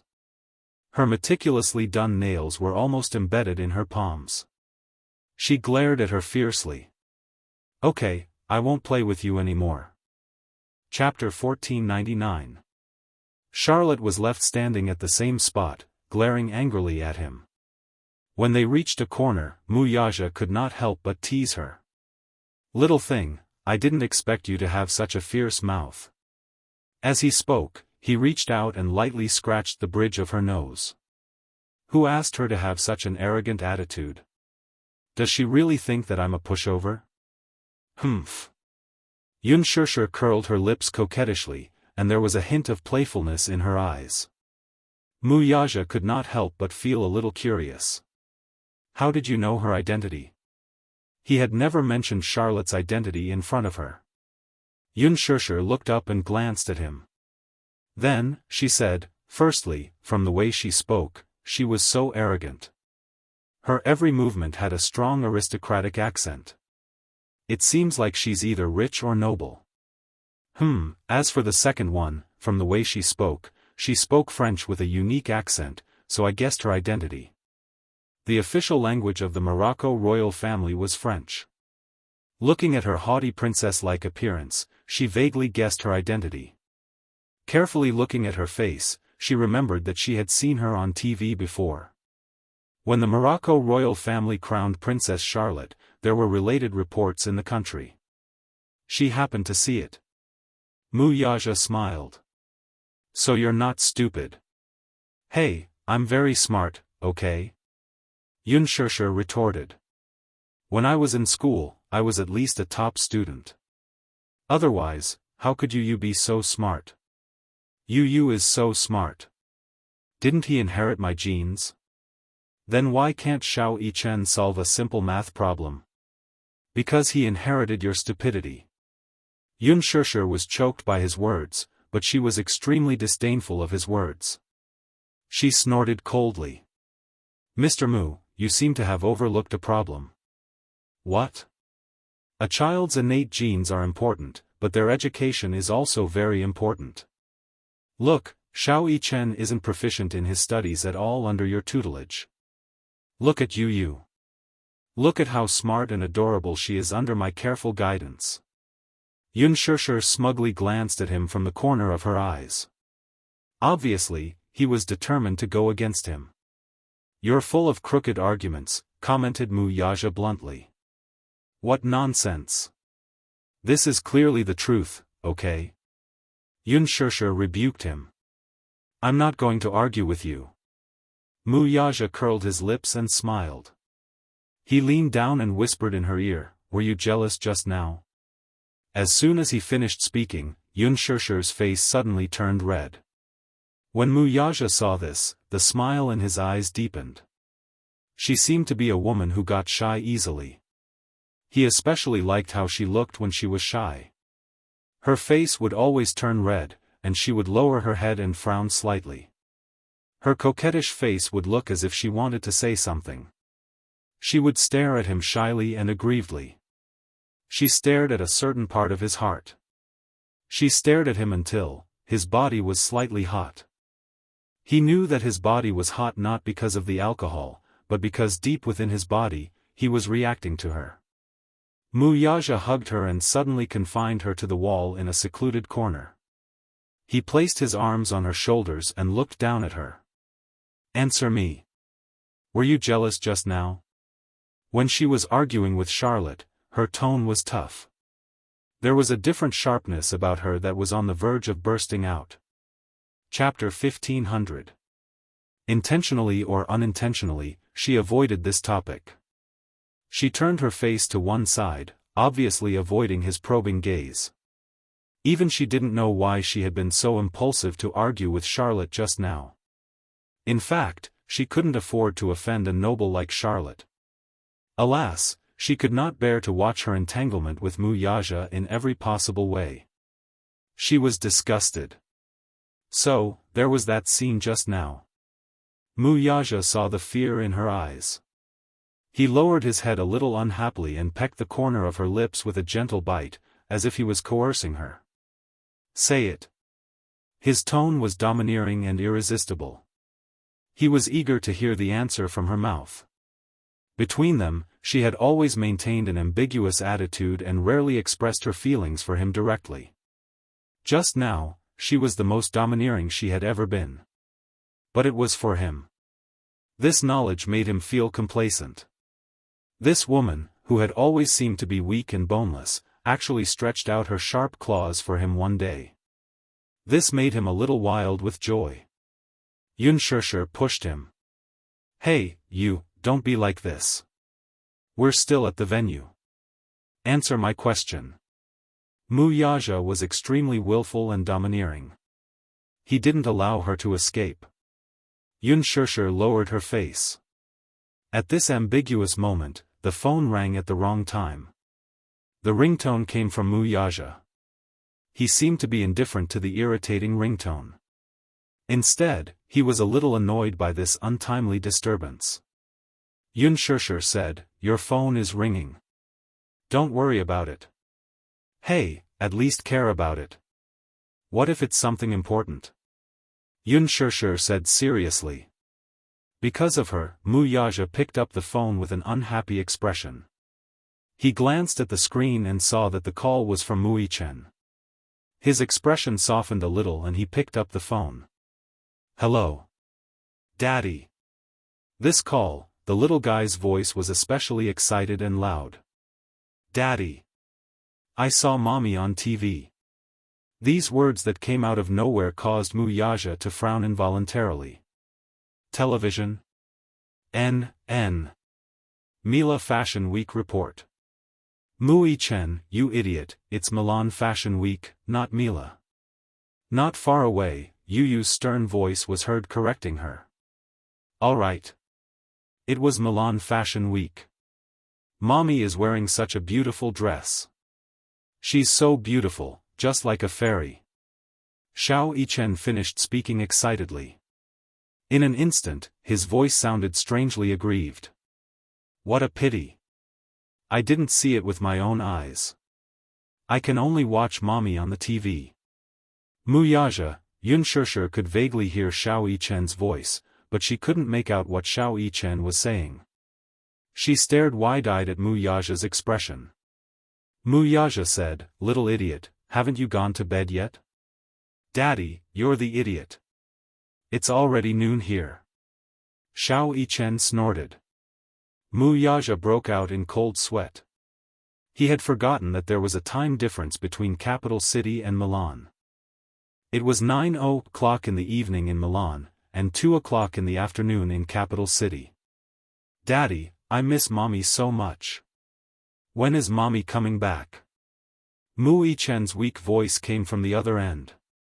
It sounded inexplicably sad, as if he was about to cry. Chapter 15:01. Alive, Wuxia couldn't help but feel disappointed by the little boy's choice of words. How could he describe it like that? The two little boys had indeed missed their mother dearly these few days. Unspoken could still hear Wuxia's heartbroken complaints through the phone. "I miss Mommy so much," she heard these words clearly. Hearing Wuxia's longing, Unspoken's eyes reddened. Unspoken had a few days of intense work. Once she was done with the recording of The Love Diary, she was dragged to the recording studio by her manager for a voiceover session. Just as she was done with the voiceover session, before she could even step into the house, she was dragged onto a private plane to Milan by her manager. She counted the days and realized that she hadn't seen the two little lads for about half a month. Unspoken missed them dearly. She snatched the phone from Wuxia's hand. Xianxia, the moment she spoke, there was a moment of dead silence on the other end. Then, Xianxia's ecstatic voice came through. "Mommy! Mommy!" His voice was extremely loud and clear. The child's tender voice was filled with 4 years of experience. Unspoken's eyes reddened. "Xianxia, I'm so sorry. I haven't been able to tell you and you bedtime stories for the past few days. Mommy misses you so much," Xianxia asked softly. "Mommy, when are you coming back?" His helpless question hit the softest spot in Unspoken's heart. Her heart tightened and she blurted out instinctively, "I'll be back tomorrow." Just as she finished speaking, she suddenly remembered that there were a few shows tomorrow. Jianghu had repeatedly emphasized that these shows were very important and couldn't be missed. However, she was worried about the two little boys at home. She missed them dearly. She had no choice. The two little lads were much more important than work. Once he heard that Yunshishi would be back tomorrow, Xiao Yichen was overjoyed. He held the phone and jumped up and down excitedly. Awesome! Awesome! Mommy, what time will you be home tomorrow? I haven't booked the plane ticket yet, so I don't know. Oh. I see. In an instant, Xiao Yichen's tone turned gloomy. He was indescribably disappointed. Yunshishi couldn't bear it and immediately said, I'll definitely rush back as soon as possible, okay? Okay. Xiao Yichen's voice was filled with vitality when he heard her promise. When mommy isn't here, you must take good care of your little brother. Yunshishi stared at her seriously. Little Yichen hummed in acknowledgement before patting his chest in assurance. My dearest mommy, don't worry. I took good care of you. Okay, be good. Stay at home and wait for mommy to come back. All right. Xiao Yichen promised again and again. After hanging up the phone, Yunshishi's eyes were empty. She thought about how Qin Zhou would coldly reject her when she mentioned that she wanted to return home early. Just thinking about it gave her a headache. Is it too late to book the plane ticket now? There's no need to book the plane ticket. Yunshishi looked at him in confusion. What do you mean? Mu Yaja said, I have a private jet. Yunshishi was speechless. Mu Yaja said, we'll fly directly to the capital tomorrow. Yunshishi suddenly blurted out a very popular teasing phrase on the internet. Tycoon, do you lack accessories on your thigh? Mu Yaja smiled evilly. He grabbed her chin and kissed her flirtatiously. No, I need someone to warm my bed. Yunshishi was speechless. Chapter 1502. On the other side. Mu Yichen hung up the phone and said to Yu proudly, Yu, mommy is coming home tomorrow. Yu, who was standing at the side, glared at him resentfully, his eyes filled with murderous intent. Little Yichen could not help shrinking his neck under his father's stare. Licking his lips, he fearfully asked, Why are you staring at me like that? What do you think? Yu crossed his arms and stared at him coldly. I'll take good care of my brother. Mu Yichen, aren't you embarrassed to say that? Mu Yichen blinked innocently as Yu stood in front of him and counted with his fingers expressionlessly. I washed your clothes, cooked your meals, told you bedtime stories every night and woke you up. I made noodles for you in the middle of the night when you were hungry. Mu Yichen, who's taking care of who?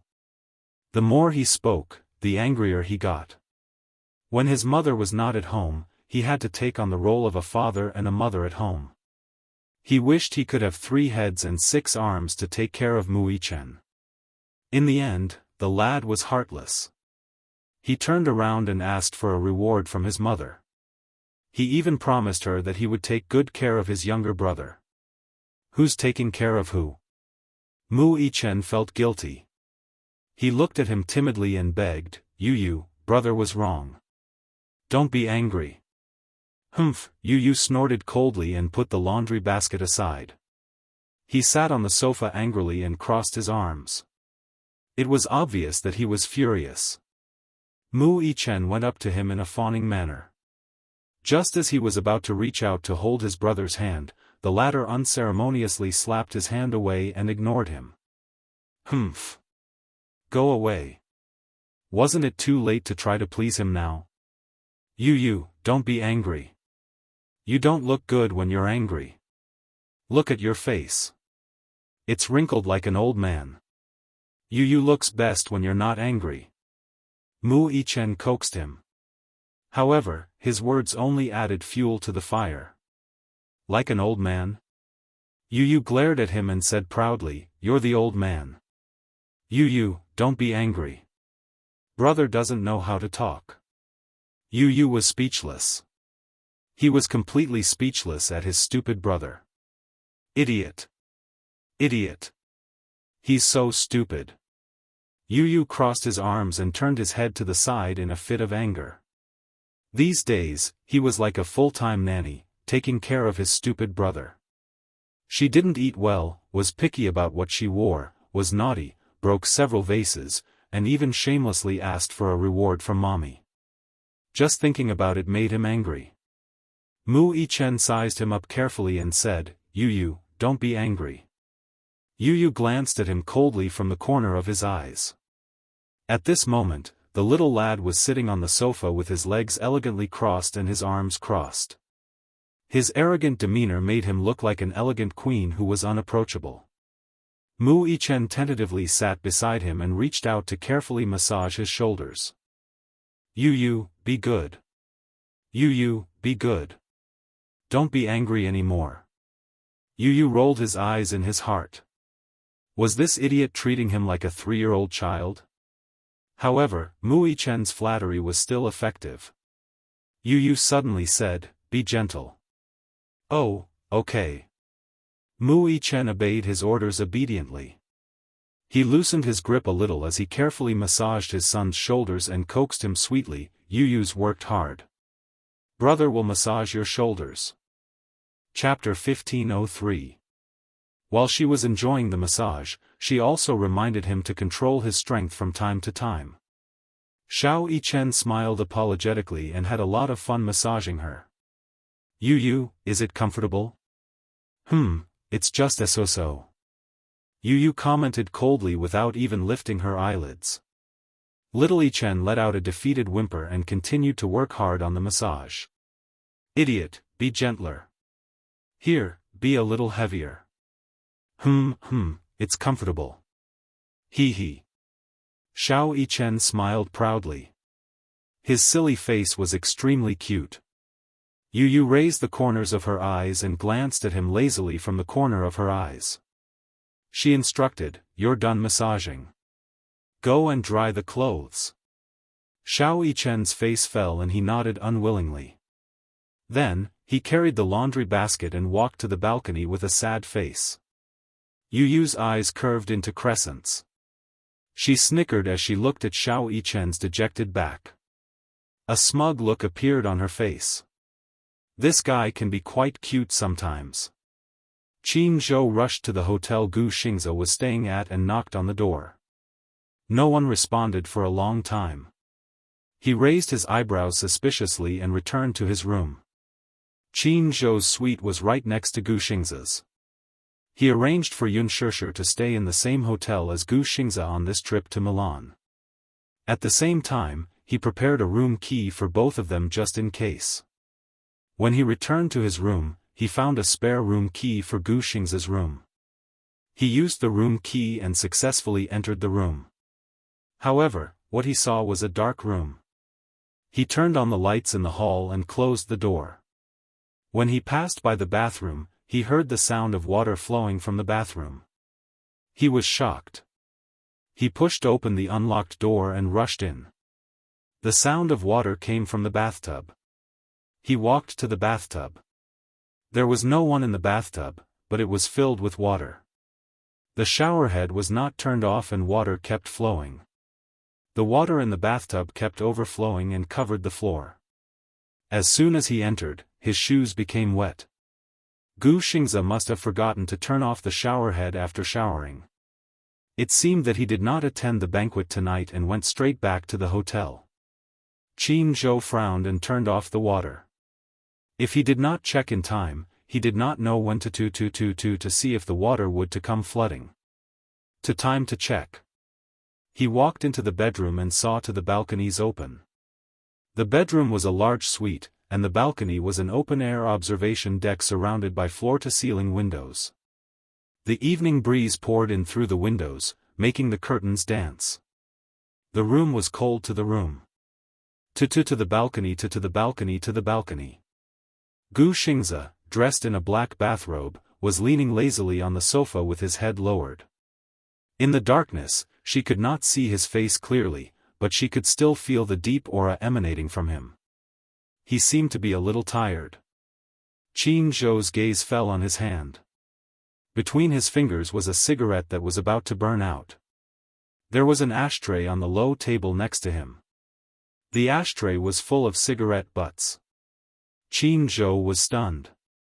In his impression, Gu Xingze seldom smoked. He was not addicted to smoking. He only smoked a few cigarettes to refresh himself when he stayed up late to memorize the script. However, it was rare for him to smoke so fiercely. Qin Zhou's heart skipped a beat. Gu Xingze seemed to be lost in thought and did not notice his presence. Chapter 1504. Gu Xingze raised his hand and took another deep puff of the cigarette. However, this mouthful, perhaps because he inhaled too quickly, he choked fiercely. He suddenly covered his face and let out a heart-wrenching cough. Cough, cough, cough, it was heart-wrenching. Amidst his violent coughing, his fingers loosened and the cigarette fell on the carpet. The smell of burnt carpet instantly filled the air. Qin Zhou frowned, quickly turned on the floor lamp, and walked over. Gu Xingze's wet hair was exposed under the light. He looked up in shock. When he saw Qin Zhou, his eyes dimmed slightly. Qin Zhou walked to his side and sat down. He looked at him angrily, only to see that his body was dripping wet, especially his hair. It was as if he had just been fished out of a bathtub. He was only wearing a bathrobe, and his hair was dripping wet. It was as if he hadn't wiped it, and the ends of his hair were still dripping with water. Qin Zhou's heart ached when he saw this. How did this man in front of him become so decadent? In the past, Gu Xingze had always been high and mighty.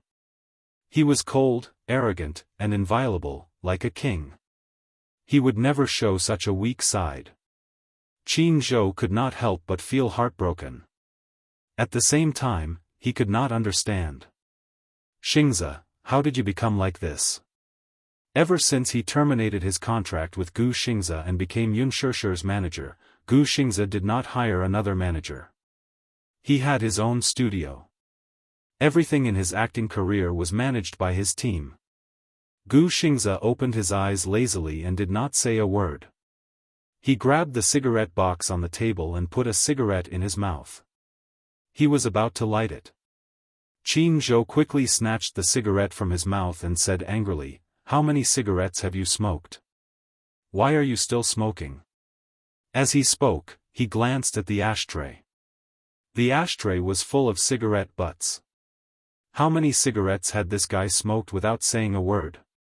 Qin Zhou said angrily, "Your new album will start recording soon. Don't you want your voice anymore?" Gu Xingze said in a low voice, "Give it to me.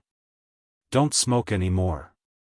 Qin Zhou ordered and confiscated the cigarette box. Gu Xingze watched his movements, but did not stop him too forcefully. He closed his eyes and let his body sink into the sofa, but his face was filled with unconcealable loneliness. Qin Zhou sat down across from him and remained silent for a long time. After what seemed like a century of dead silence, Gu Xingze suddenly spoke slowly. "What should I do if I fall in love with someone I shouldn't?" Perhaps it was because of the cigarette, but his voice was a little hoarse and obscure. It was low and broken, revealing a little powerlessness and confusion. Qin Zhou had never seen him so fragile. He moved his lips and took a deep look at Gu Xingze, but said almost cruelly, "Then don't love." Gu Xingze was confused. Qin Zhou forced himself to say coldly and heartlessly, "Don't think about it, don't think about it, don't look at it, and don't have any wild hopes." Gu Xingze stopped talking and looked down expressionlessly. Qin Zhou said coldly, "Cut off all the feelings you shouldn't have." "Cut off all the feelings?" Gu Xingze said indifferently, "If it's that simple, it's not a bad thing." Qin Zhou was speechless. Gu Xingze said unwillingly, "But I want her." "Her? Is it sure?" Qin Zhou held his forehead helplessly. "There are so many women you don't want. Why her?" "Feeling." Gu Xingze uttered these two words after a long pause. Chapter 1505. However, Qin Zhou was puzzled. He really couldn't understand why Xingze was so infatuated with Unspoken. "How do you feel?" Qin Zhou asked. Xingze narrowed his eyes as if he was smiling. "She gives me a warm feeling. Warm? Living with her will definitely make you feel at home. Gu Xingze paused and said, "What I want, no one can give me except her. Don't let your imagination run wild. You'll meet someone more suitable." Qin Zhou stood up and held his shoulders. He advised in a low voice, "Actually, Xingze, you deserve to meet someone more suitable. All this time, you've been too closed off and unwilling to come into contact with the outside world. You immersed yourself in work and numbed yourself. Actually, you can find someone more suitable for you." Gu Xingze frowned but didn't say anything in the end. Qin Zhou sighed. Not long after his debut, he started to manage Gu Xingze. Gu Xingze had been in the industry for 10 years. He had been in the industry for 11 years. In these 10 years, he couldn't tell if it was him who made Gu Xingze or Gu Xingze who made him. After taking care of him for 10 years, Qin Zhou's heart ached for Xingze. When he first met Xingze, it was during a high-level meeting. Xingze entered the entertainment industry because he was once spotted by a talent scout on the streets of America. He was invited to the company and was coaxed into signing a contract. Strictly speaking, Qin Zhou was his second manager. At that time, Qin Zhou was just 20 years old. He was promoted from an assistant to a manager and was considered a greenhorn. When he first met Gu Xingze, his first impression was that the young man had an arrogant temperament. He sat at the table with a few executives surrounding him. They were all smiling and looking at him as if he was a money tree. However, he didn't say a word. His expression was cold and there was no emotion in his eyes. At that time, the domestic entertainment industry wasn't at its peak. At that time, Hong Kong, Taiwan, Japanese, and Korean idols were very popular. Gu Xingze was like a piece of high-quality jade. Even though he hadn't been carved, he was still natural. He was the kind of person who would be attracted by his handsome appearance at a glance. He had unlimited potential. However, it wasn't until he got to know him better that he understood that this youth's coldness seeped into his bones. He was the illegitimate son of the Gu family in the capital. He had the blood of the Gu family, but he was not acknowledged by the Gu family. When he was very young, he was exiled abroad and lived alone. The reason why Gu Xingze was exiled was because he was overseas and had nothing except for his expensive living expenses. There was no affection, no family, no friends. His mother had left him a long time ago. Therefore, it could be said that Gu Xingze had always been alone. Therefore, the first time they met, Qin Zhou saw a strong sense of loneliness and melancholy in his eyes, as well as a distant aura that was difficult to get close to. He was usually a man of few words. It was only when he was on stage that he forced a smile as if he was wearing a mask. She was blessed with exceptional beauty and was sought after by her fans. Her first album was a whirlwind and she became famous overnight. Ever since his debut, Gu Xingze had been a rare, high-quality idol in the entertainment industry. He was immune to any rumors. The entertainment industry was a big dye vat.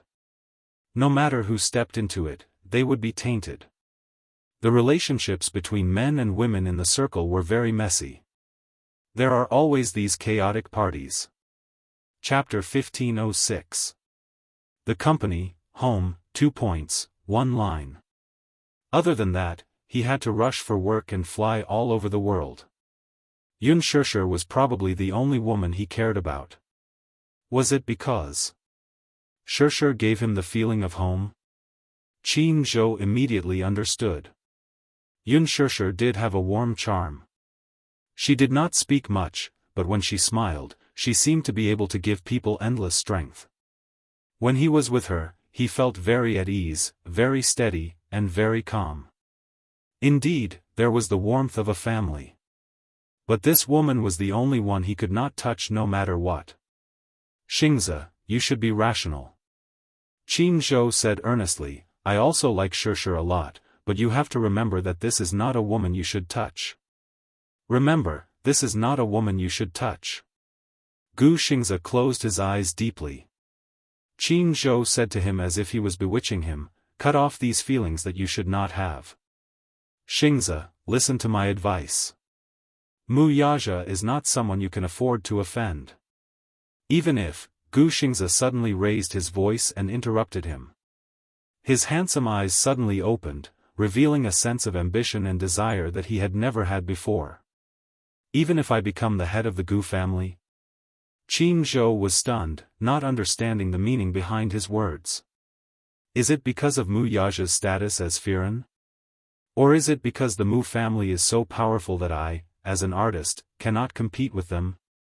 Gu Xianxia's tone suddenly became a little agitated. He suddenly leaned forward and grabbed Qin Zhou's collar tightly. Then, if I replace my brother and become the head of the Gu family, will this status be enough to compete with him? Qin Zhou quickly covered his mouth. Don't say such dangerous things. He paused and suddenly lowered his voice. Don't forget that the Gu family has assigned people to watch over you 24/7. What if the room is bugged and Gu Jinglian hears what you said? His voice stopped abruptly, but he didn't continue speaking.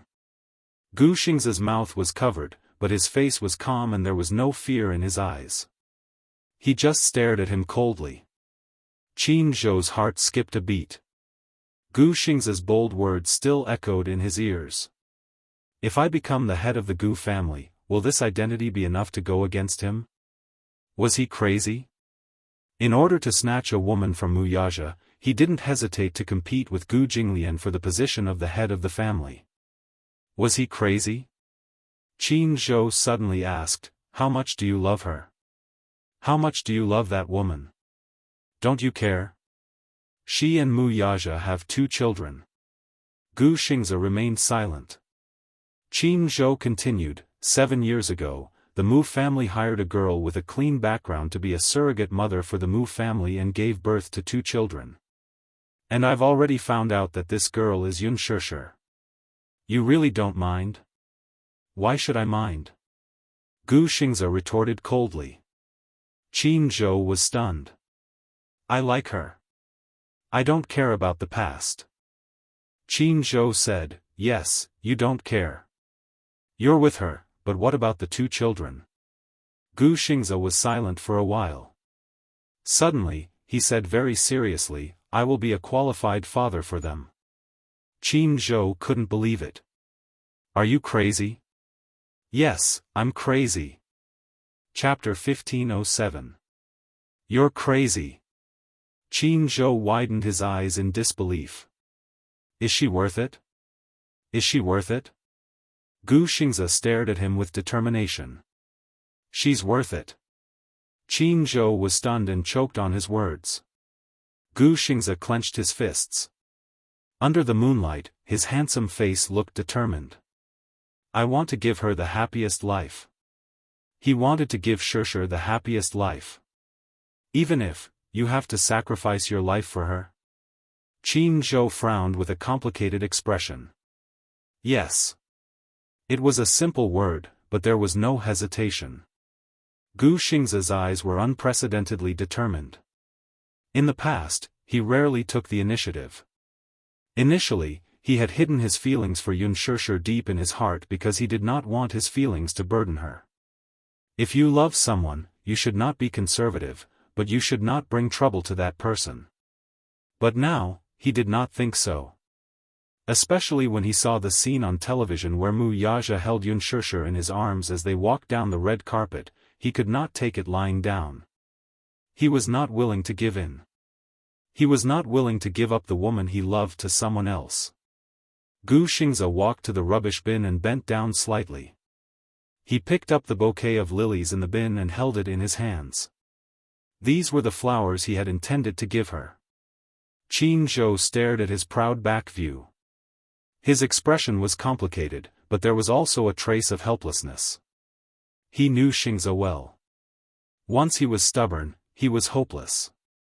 He could not help but worry for him. Xianxia, have you thought it through? Gu Xianxia's back was facing him. He said in a low voice, yes. I want to get Shishir back. Qin Zhou said, have you ever thought that she doesn't love you? What will you do? Gu Xingzi heard this and turned around. His lips curled into an enchanting smile. No, I will make her fall in love with me. After the banquet ended, Yun Shishir searched the venue but did not find Qin Zhou and Gu Xingzi. She could not help but feel puzzled. At the same time, she felt a little empty in her heart. Why wasn't Gu Xingzi at the banquet? She did not see him today. Could it be that he did not attend? Did something happen? She was actually a little worried. Originally, Gu Xingzi had invited her to walk the red carpet with him, and she had agreed. But now that she had broken her promise, she could not help but feel a little guilty. When she dialed Qin Zhou's number, she couldn't get through either. Mu Yaja hugged her and asked, "Who are you looking for?"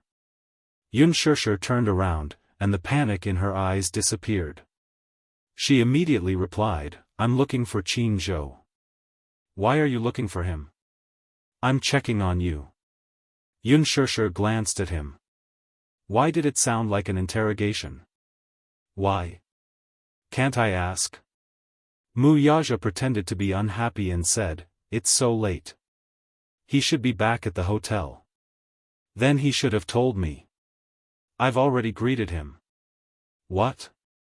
Mu Yaja leaned close to her ear and said ambiguously, "I told him that you are mine tonight." "Hey!" Yun Shishir gritted her teeth. She was a little angry at him for spouting nonsense. She could not help but glare at him. "Why did you say that? It will cause a misunderstanding." Mu Yaja suddenly lowered his head and gave her a fierce peck on the lips. There was a hint of displeasure in it. Misunderstanding what? Yun Shishir was at a loss for words. The chauffeur arrived in the car. He hugged her and used one arm to stabilize her weight. He carried her into the car. As soon as they got into the car, he impatiently covered her lips again. Chapter 1508.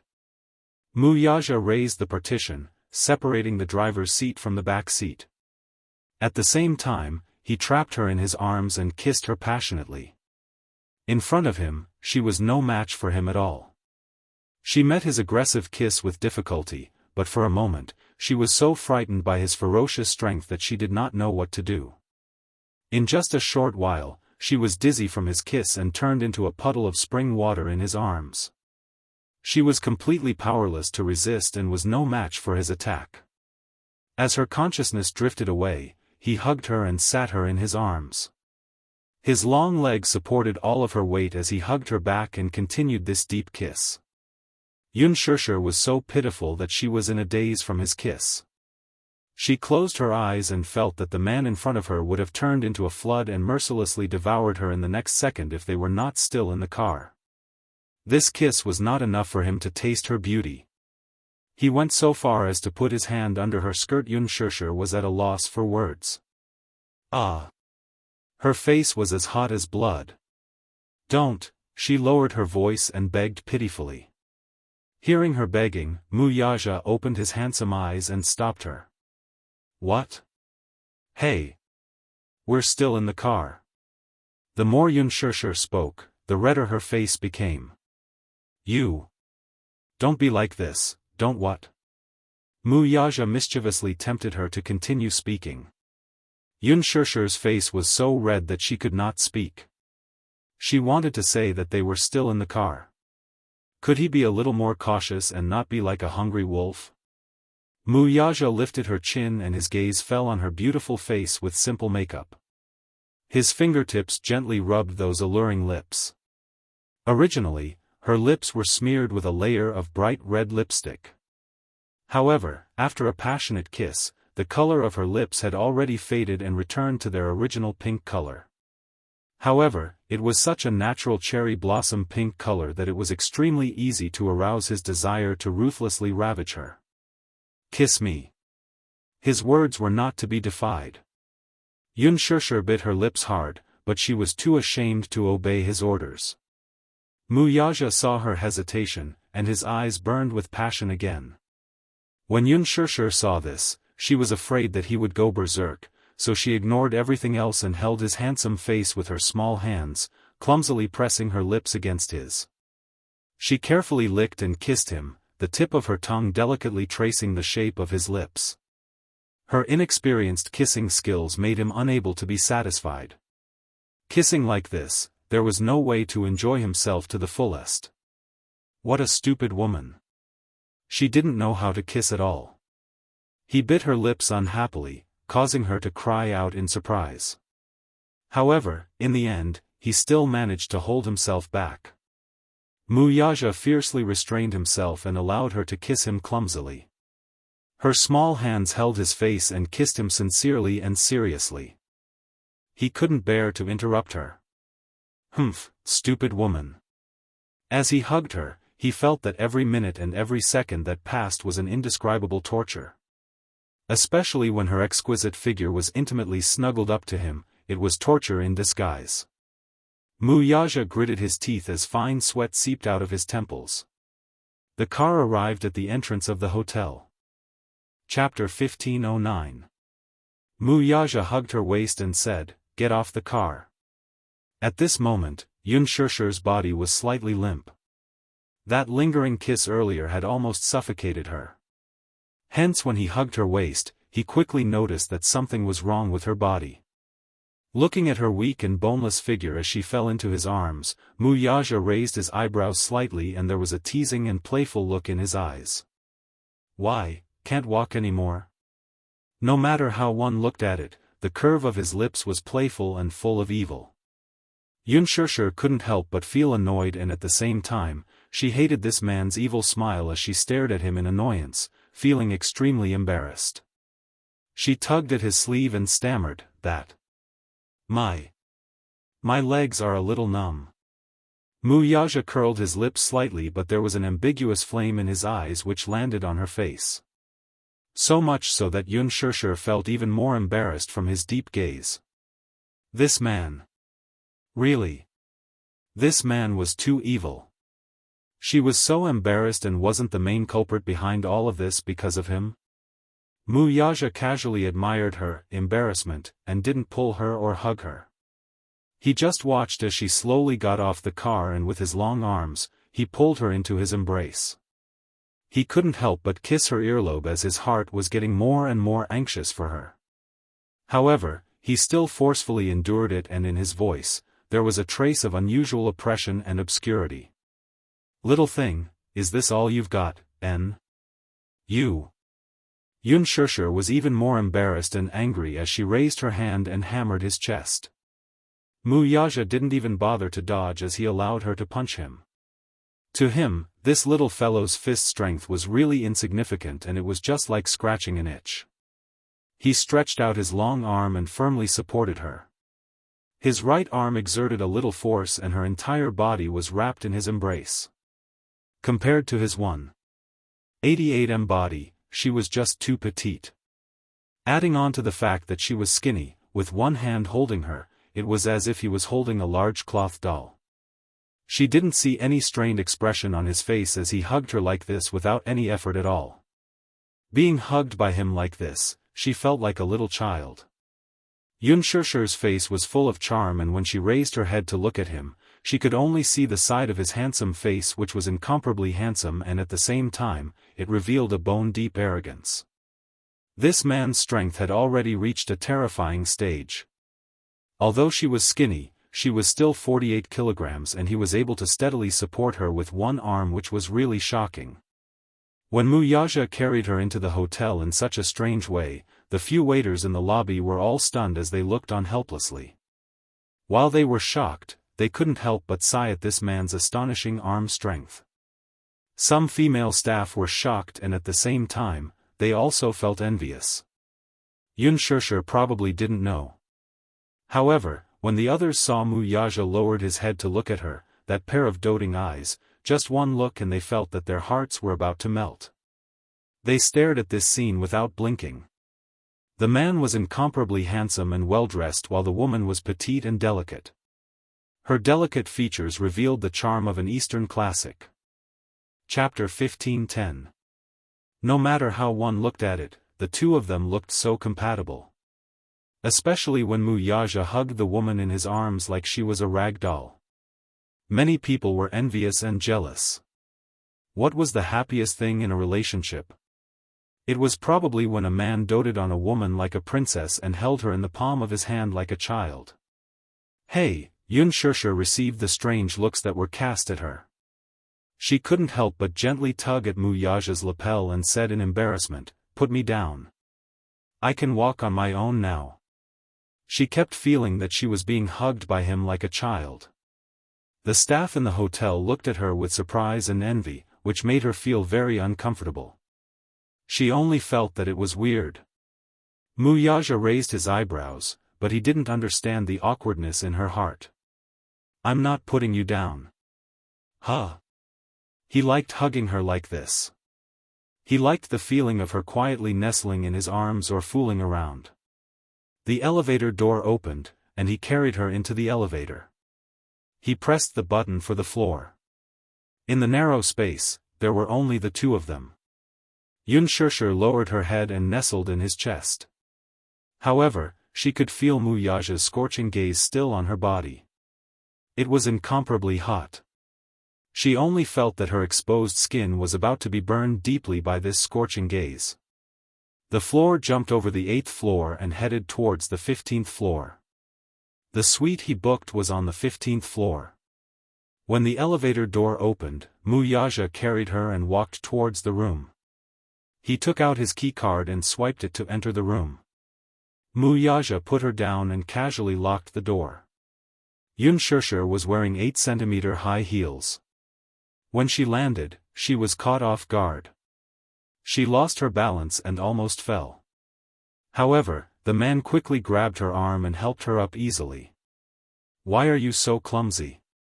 He didn't hide the teasing and ridicule in his words. When the sound of the door being locked was heard, Xianxia didn't even have time to react. She felt the man's warm palm push her. Then, that solid and tall body covered her. While she was still in a daze, her body was pressed against the door by him. When she felt the incredible heat coming from his body, she instantly turned pale. "Mu Yaja." She pushed him in embarrassment. How did this man turn from a well-dressed business tycoon into a wild beast the moment he entered the room? Along the way, she felt the scorching gaze in his eyes. Her heart was uneasy, but this man was too. They had just entered the door and were still at the entrance, but he seemed to be a little impatient. Mu Yaja pressed her down and lowered his head. No matter how elegant a man was, he wouldn't pretend to be a gentleman at this moment. He admitted that he couldn't wait to have her. Thus, he lowered his head and kissed her on the lips. His aggressive stance was completely on par with the ferocious strength from before. He didn't give her any room to resist at all, and he took her shock and anger into his mouth. In this aspect, men had always held the absolute initiative. No man liked to dilly-dally and oppress himself when it came to matters of the heart. He casually took off his suit jacket. He was like a teenager who had tasted forbidden fruit for the first time. He wanted to taste her. Chapter 15:11. Other than her, he had never touched any other woman. However, out of so many women, he could not resist her. He could not get enough of kissing and tasting. On the way back to the hotel and even on the way back while carrying her, he pretended to be calm and looked at her. However, in his mind, he had already thought of several angles and positions. He had even planned out what position he should change to tonight so that he could have her without restraint. In this world, it seemed that she was the only one who could fit him perfectly. Just thinking about it made it hard for him to control himself. However, she had a conservative personality, so he endured until the moment they entered the room. He could not control himself for one more second. Pressing down on her, he crazily pulled her into his embrace. He wished he could rub this tormenting little thing into his bones and blood. He wished the two of them could become one. Only then would he be able to extinguish the raging flames in his heart. Even though he did not leave her for a moment, he still missed the pleasure of devouring her body. However, this little thing's stamina was too weak. After kissing her a few times in the car, she was already in a daze. How could this be? To him, that little bit of kissing was just an appetizer. He was greedy and could not satisfy his hunger at all. However, this was all she could do. Yunshurshu could only feel the world spinning around her. His kiss was ferocious. With his arms around her waist, he spun her around and brought her to the sofa in the living room.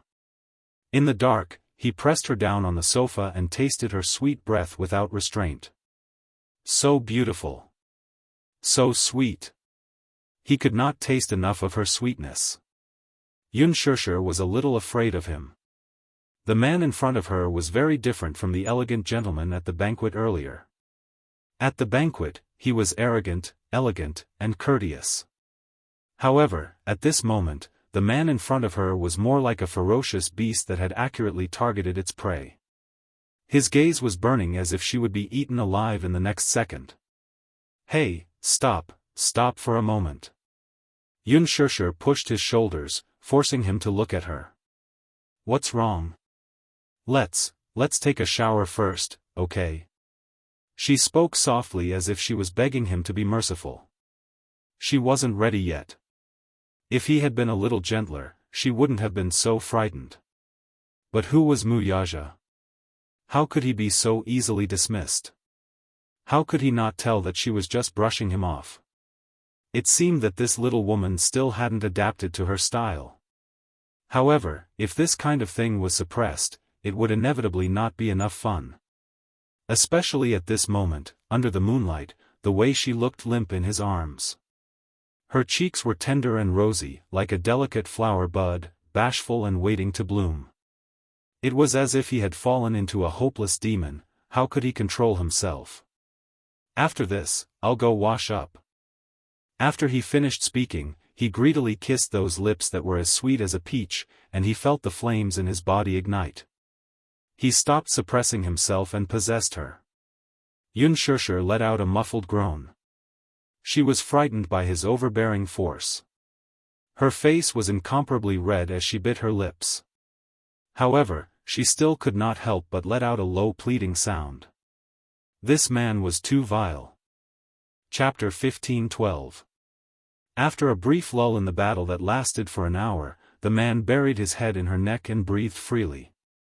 He felt incomparably refreshed after venting all of his desires. Yunshurshu closed her eyes as her chest heaved up and down. She was so weak that she couldn't even lift her eyelids. The man's powerful and sexy panting kept ringing in her ears. Her small hands were on his shoulders, and her fingertips were slightly clenched. Wuxia raised his head to look at the woman in his arms. She was sweating profusely and her clothes were sticky. After a battle, she was exhausted. Her expensive dress was torn into pieces by the man and thrown to the side mercilessly. Yunshurshu nestled in his arms tiredly, but she couldn't muster any strength. Go take a shower, Wuxia said in a deep voice. However, he only said half of what he wanted to say. The second half was, continue after you're done. Yunshurshu nodded in confusion. She looked at the man in front of her who had restrained his fierce aura and felt relieved.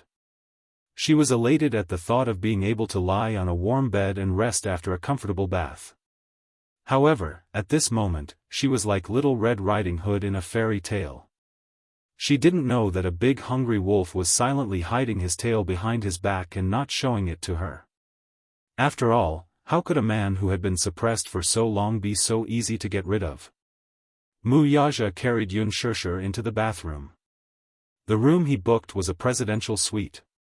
Just the bathroom alone was more than 20 square meters. The bathtub was big enough for 2 people to lie down in, and it was big enough for the 2 of them to have sex with each other. He turned on the shower and held her in his arms as he carefully massaged her thighs. Yunshurshu blushed beyond reason. This man. How did he know that her thighs were so sore at this moment? However, she couldn't help but admire Wuxia's attentiveness. Usually, after sex, he would pay attention to her movements when she got out of bed. He always felt that her thighs were a little uncomfortable and her walking posture was a little unnatural. He seriously looked up some information in this regard. Xianxia could not help feeling satisfied. She nestled in his arms and allowed him to knead and pinch her as she fell into a sweet sleep. Just as the bathtub was filled with water, the doorbell suddenly rang. Wuxia raised his eyebrows suspiciously. He didn't want to pay attention to it, but the person outside the door saw that no one was paying attention and rang the doorbell even more impatiently. Xianxia was awakened by the doorbell. She looked up and opened her eyes in confusion. Who's ringing the doorbell?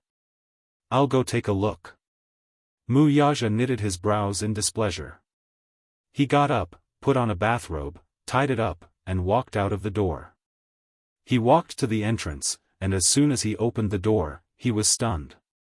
He saw Lin Ji standing outside the door. When she saw him open the door, she couldn't help but blush. There was a hint of wanting to say something. Wuxia frowned slightly and sized her up. He saw that she was wearing silk pajamas that were almost transparent. She stood shyly outside the door with her head lowered and her hands clutching the hem of her skirt. She looked a little shy and timid.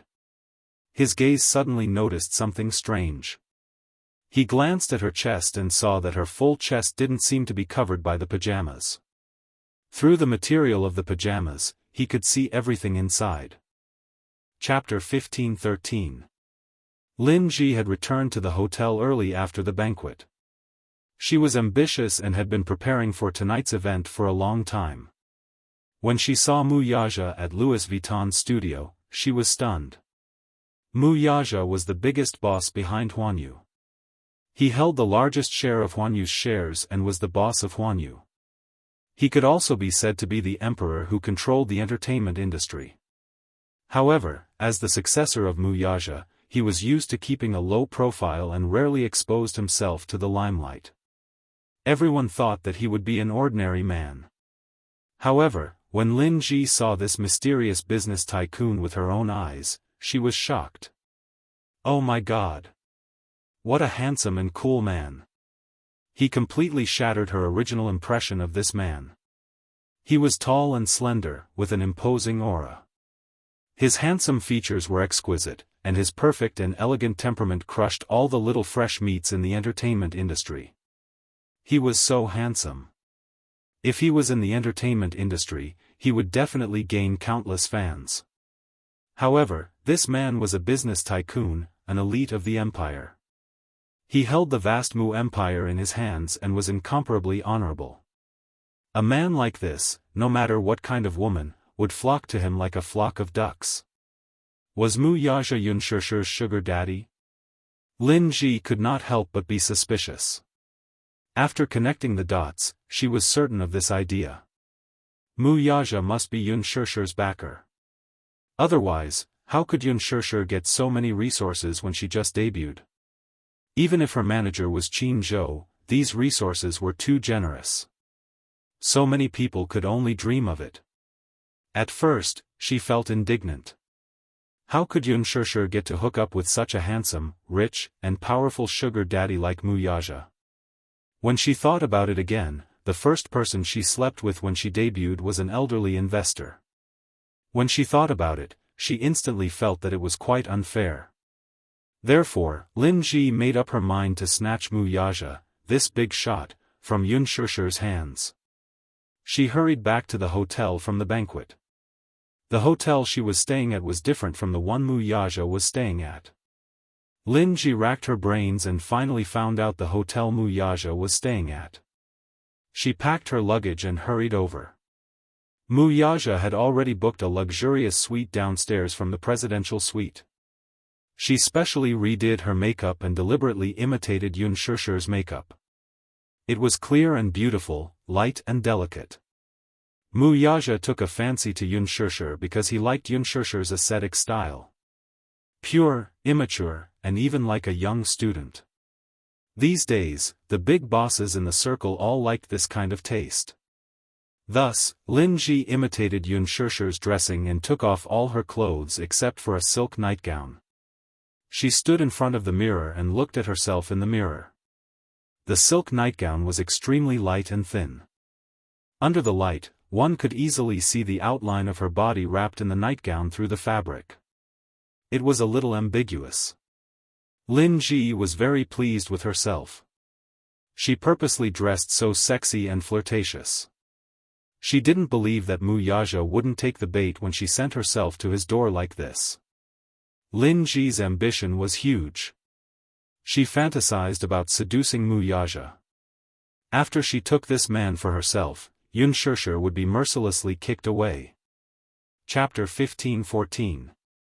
At that time, all she had to do was think about how to get close to him, coax him, and make this sugar daddy happy. When the time came, she would be able to marry into a rich family in glory. That was the direction she should be working towards. There were so many female celebrities in the entertainment industry. How many of them entered the industry purely because of their passion for acting? Most of them used acting as a springboard to fame. Once they gained some fame, they would have the opportunity to enter the upper class and interact with the aristocrats. Marrying into a rich family was their ultimate goal. Lin Ji was no exception. Her family was not well off since she was young. Perhaps she was afraid of being poor, so she had a strong desire for material things and power. To her, in marriage, love was dispensable.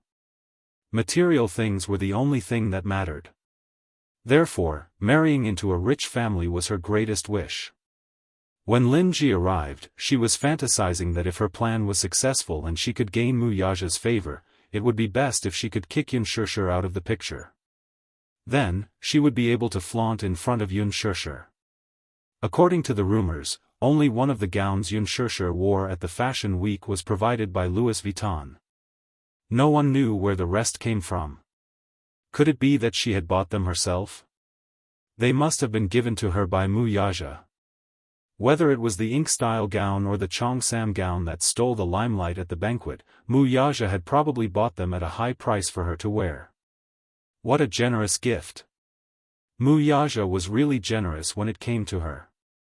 Lin Ji's heart was filled with envy. In her heart, she yearned for Mu Yaja even more. If one day, she could rise to the top, that would be amazing.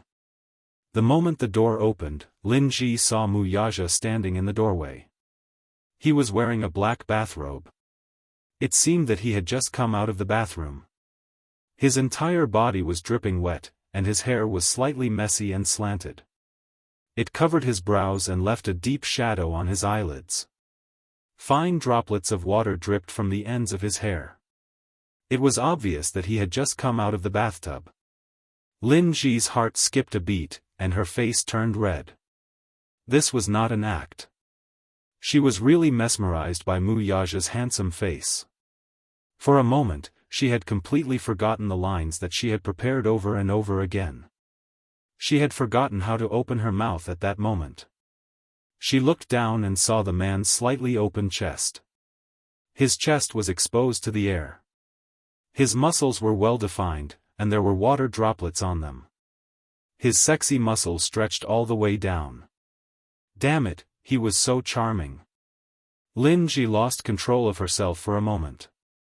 Her eyes were fixed on him, and she couldn't look away. Oh my God, looking at this man up close, he was even more handsome than when she had first seen him from a few meters away.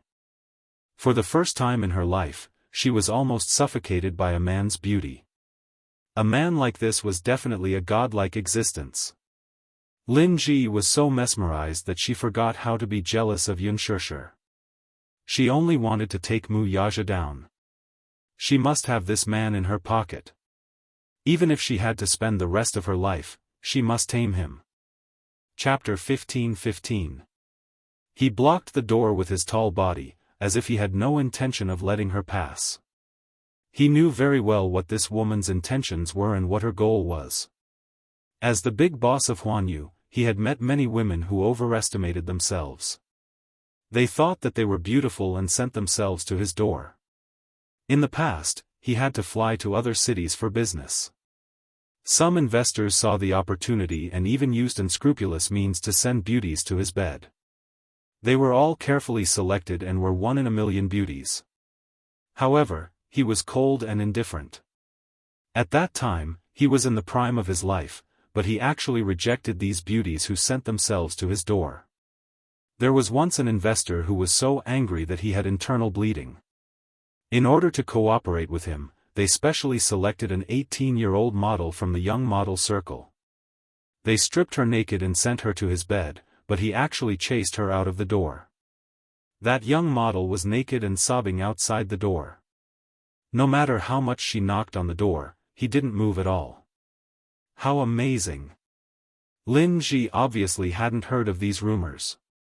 She thought that with Mu Yaja's young and vigorous age, she could successfully climb onto the dragon bed, if she dressed up a little more charmingly and sexily. But was that possible? Mu Yaja was a normal man. He also had vigor and desire. However, this kind of desire could only be shown in front of one person. As for the rest, he simply ignored them to the end. Thus, when Lin Ji was full of anticipation, she saw his handsome brows slightly raised and he said coldly, "What's the matter?" His handsome and cold face didn't have the slightest ripple. It was cold and indifferent, as if covered in ice and snow. Lin Ji was stunned. It was a completely different way of opening from what she had imagined. In her imagination, when she appeared dressed like this, shouldn't this man see through her motive at a glance and then pull her into the room? Was there something wrong with her? Lin Ji couldn't help but carefully re-evaluate herself. There was nothing wrong with her. She even purposely pinched Yun Shishir's demeanor. Yun Shishir was just like her name. Her name was poetic and picturesque. She was also beautiful. If she had to be described, she was like the clouds in the mountain stream and the running water in the small spring. She had a unique style of the Jiangnan water village. Thus, Lin Ji deliberately followed Yun Shishir's template and put on the same makeup as Yun Shishir. When she looked at herself in the mirror, she actually looked similar to Yun Shishir. Mu Yaja must have taken a liking to Yun Shishir because he liked her temperament. Delicate and pretty, pure and beautiful. It was like a piece of flawless jade. Since that was the case, she would follow Yun Shishir's example and imitate her. However, from Mu Yaja's indifferent eyes, her meticulous plan seemed to have some flaws. Not being able to attract this man at first glance made her feel a little frustrated. However, Lin Ji wasn't discouraged. When it came to sending herself to the door, Lin Ji knew that she had to be thick-skinned. She couldn't care less about face and dignity. Even if she had to beg him on her knees, she had to beg him to take her. Thus, Lin Ji raised the hand that was originally behind her back. In the palm of her hand was a bowl. Chapter 15-16. Lin Ji held the bowl, her eyes curved into crescents as she asked timidly, "Mr. Mu, may I sit in your room for a while?" The moment she said that, coupled with the bowl, her intention was clear. Whether it was in the open or in the dark, it was a hint to Mu Yaja. A bowl, homophony, one night. This was a clear indication that she wanted to sleep with him for a night.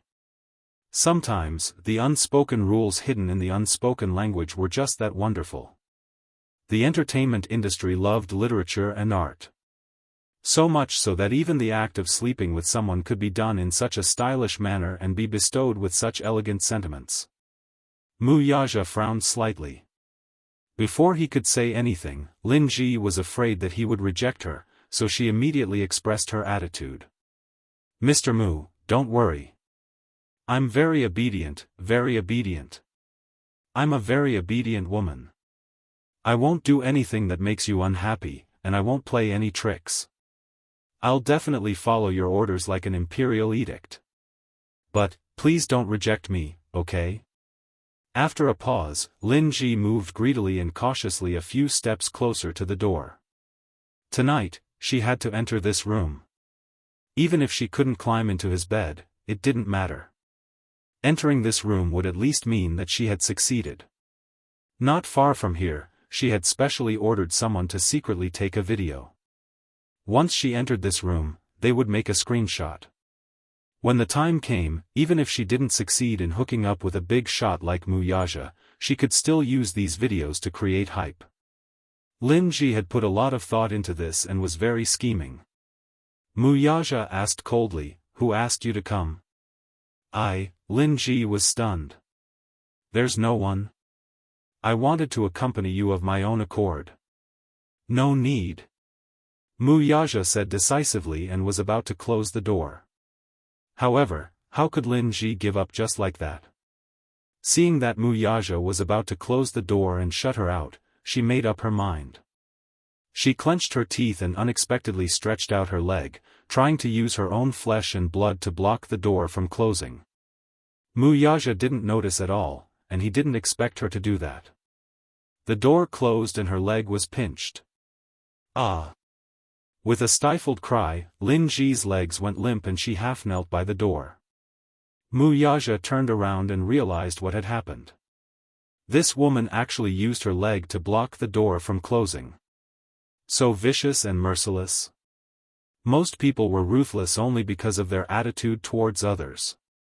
This woman was so cruel to herself. While Wuxia was in a daze, Lin Ji took advantage of the moment he was distracted and limped in through the crack in the door. Even if he had to crawl into this room. Lin Ji crawled into the room and closed the door behind her. Wuxia was completely stunned by her unscrupulous methods. After a long while, he finally returned to his senses and let out a cold laugh. "Woman, you have some tricks up your sleeve." In order to enter his room, she had even resorted to the ruse of injuring herself to gain his confidence. Using his own flesh and blood as the price? However, he had already seen many such shameless women and had long been used to it. Would these tricks work? He didn't like her at all. "Get out." Wuxia didn't give her any leeway and said coldly. "No." Chapter 15-17. "Just let me stay here tonight, okay? Let me serve you well. Don't worry, I'll definitely serve you well and satisfy you." As she spoke, Lin Ji actually took the initiative to kneel in front of him and reach out, wanting to touch him.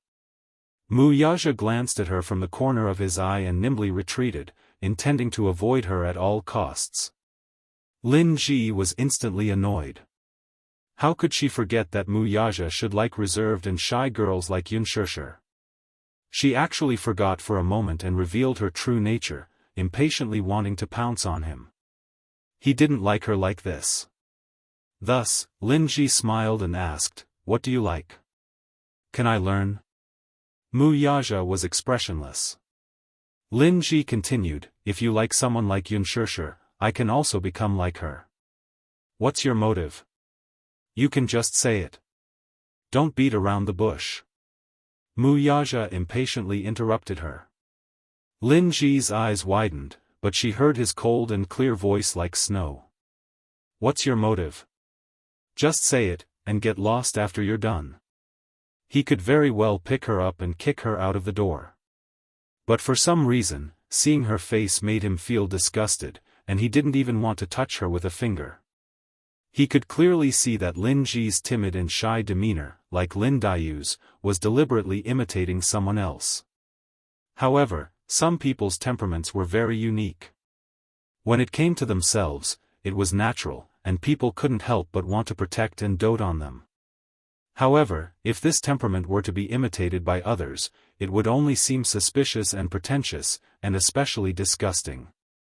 Yunshishi had a spiritual aura about her, but this spiritual aura couldn't be imitated. The hardest thing to imitate in a person was temperament. Lin Ji couldn't help but feel extremely embarrassed. She had never fallen into such a predicament before. In the past, when she delivered herself to the door, those rich men who saw her were clearly like hungry wolves who saw their prey. They couldn't wait to ferociously pin her down on the bed and devour her until she was skinned alive. But when it came to him, why did he get snubbed? Not to mention that she had been given the cold shoulder, she had shamelessly entered the room, but he had chased her away. She was really unwilling to accept this. Lin Ji felt extremely wronged. She blinked her eyes, and bean-sized tears rolled down her cheeks, dripping onto the expensive carpet under her feet. Why? Why can't I? Lin Ji suddenly raised her voice and stared at him with tears in her eyes. She looked extremely pitiful. How am I inferior to her? Lin Ji raised her voice. I can serve you well. At the same time, I will be very obedient. If you say one, I won't say two. Before he could finish, Yunshishi's shocked voice suddenly came from the bathroom, Muyaja. Muyaja suddenly turned his head, only to hear Yunshishi's suspicious voice. Who's in the living room? Yunshishi was originally lying in the bathtub, leisurely taking a bath. She was exhausted from being tormented by him. Looking at her body, she was bitten by a vile man with bruises intertwined, as if she had been bitten by poisonous insects. The shower in the bathroom was still running, so at first, she couldn't hear the movement outside the door at all. Until Lin Ji's grievances and cries alarmed her. Only then did she realize that there was someone else outside the door. Chapter 15:18. However, her brain was slow to react and she couldn't remember who it was. However, she could tell that it was a woman. Yunshishi was shocked and curious about what was going on outside the door. She could hear a hint of conflict in the woman's voice. Hence, she stood up and casually wiped her body. Then, she put on a bathrobe and walked out of the room. Muyaja? Yunshishi called out softly again, but it sounded very natural. Lin Ji finally heard that the voice wasn't a hallucination. There was a woman in this room? This woman is so capable. She could call Muyaja by his full name. He was a big shot with high authority and was from a prestigious family. She didn't even dare to look him in the eye. Yet, this woman could call him by his full name. She didn't have the time to figure out who this woman was. She could only curse silently. No wonder this man didn't want her to come in. It was no wonder that when she opened the door, she saw that he was wet. Her arrival had probably disturbed his good time. Alas, by the time she realized who the voice had come from, Yunshishi's figure appeared in her line of sight. Yunshishi walked into the living room and looked over. She saw Lin Ji half kneeling in front of Muyaja in an extremely awkward and embarrassed posture. In an instant, Yunshishi's expression changed. She frowned and looked at Muyaja in confusion. Then, her gaze landed on Lin Ji's face. Her eyes were full of contempt. Why are you here? Why are you here? Almost at the same time, they spoke in unison. Lin Ji was shocked. In the next moment, her gaze locked onto Lin Ji. Yunshishi was wearing a bathrobe. Because the belt of the bathrobe was tied very tightly, it wrapped around her entire body tightly. However, it was a bathrobe after all. The view on her neck couldn't be hidden no matter what. Therefore, Lin Ji could see the jade-like collarbones and fair skin on her neck at a glance. What was even more eye-catching were the incomparably ambiguous kiss marks. It was easy to imagine what had happened to her body just now. She was no longer the innocent girl who had just left school. He immediately understood what had happened in the living room just now. Because even now, she could still smell the lingering charm in the living room. It was so ambiguous that it made her blush. This was a mark that would only be left after an intense love affair. Yunshishi followed her line of sight and looked at her own body. She caught a glimpse of the incomparably eye-catching mark and immediately pulled it into her clothes to cover it up. Lin Ji finally understood that she had come at a bad time. What happened? Yunshishi looked at Muyaja suspiciously, as if waiting for an explanation. Why was Lin Ji here? Most importantly, she was wearing such revealing clothes. Although her clothes were neatly worn, the texture was really thin. Under the illumination of the light, her body could be seen at a glance. Yunshishi came to a sudden realization as well. She finally understood what the other's motive was. She was planning to seduce someone with her beauty. Wuxia glanced at her coldly from the corner of his eyes. Get lost. Chapter 15:19. Left with no other choice, Lin Ji could only tidy herself up, wipe her tears, and return home dejectedly. Only then did this farce come to an end. Xianxia furrowed her brows in apparent displeasure. How could a woman send herself to his doorstep, kneeling and begging for his favor? Why did these women treat him like a tyrant from ancient times? Most importantly, this woman was Lin Ji, an incomparably disgusting woman. Xianxia felt as disgusted as if she had swallowed a fly. It was as if a fishbone was stuck in her throat, and she instantly felt uncomfortable all over. Even though Wuxia didn't do anything substantial, Lin Ji's behavior had unintentionally made her uncomfortable. She was thoroughly disgusted by what she had seen. Xianxia clutched her chest. She was clearly infuriated. She wasn't angry at Wuxia, but she was deeply disgusted by Lin Ji's shamelessness. This was the first time she had seen it. Then, what about when she wasn't around? Did such things keep happening? Once she thought of the danger lurking around him, and the fact that so many women saw him as a god, chasing after him, and falling in love with him, her possessiveness was incomparably shameful. She felt dirty. There was an expensive carpet at the entrance. When Lin Ji knelt, she instantly felt that it was an eyesore. Thinking of how Lin Ji looked just now, kneeling there in disgust, she couldn't stand it anymore. She walked over and threw the carpet out of the door in disgust like a child. Wuxia looked at her childish behavior, but he couldn't help but chuckle softly. He reached out and pulled her into his arms.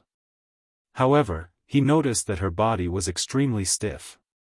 He knew that she was disgusted, and even a little jealous. However, he still found it funny, and asked knowingly, "What's wrong?" "Nothing."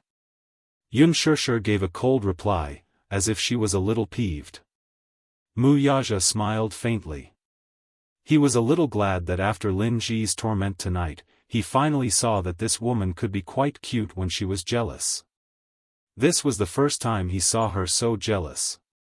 She was fuming with anger, her hands holding her lapels, and a hostile aura that kept people away. Especially on that delicate and cute face, her delicate lips were slightly pouted, and he couldn't help but want to kiss her. And he, too, had done the same. He grabbed her chin, leaned in, and kissed her lips. Xianxia pushed him away a little angrily, and questioned him a little unhappily, "Does this happen often?" Compared to her inexplicable anxiety, he seemed to be very patient, and responded unhurriedly, with a nonchalant attitude. Xianxia was even more displeased. Do women like her often come knocking on your door in the past? The she was referring to was naturally Lin Ji. She wondered if there were many women like Lin Ji who had ulterior motives, coveting him. Were those women still sending themselves to his door dauntlessly, like a stream of carrots crossing the river, and begging for his favor? They were clearly in a civilized society of the 21st century, but these things that only happened in ancient times were really happening to her now. How laughable. There were actually women who trampled on him like this.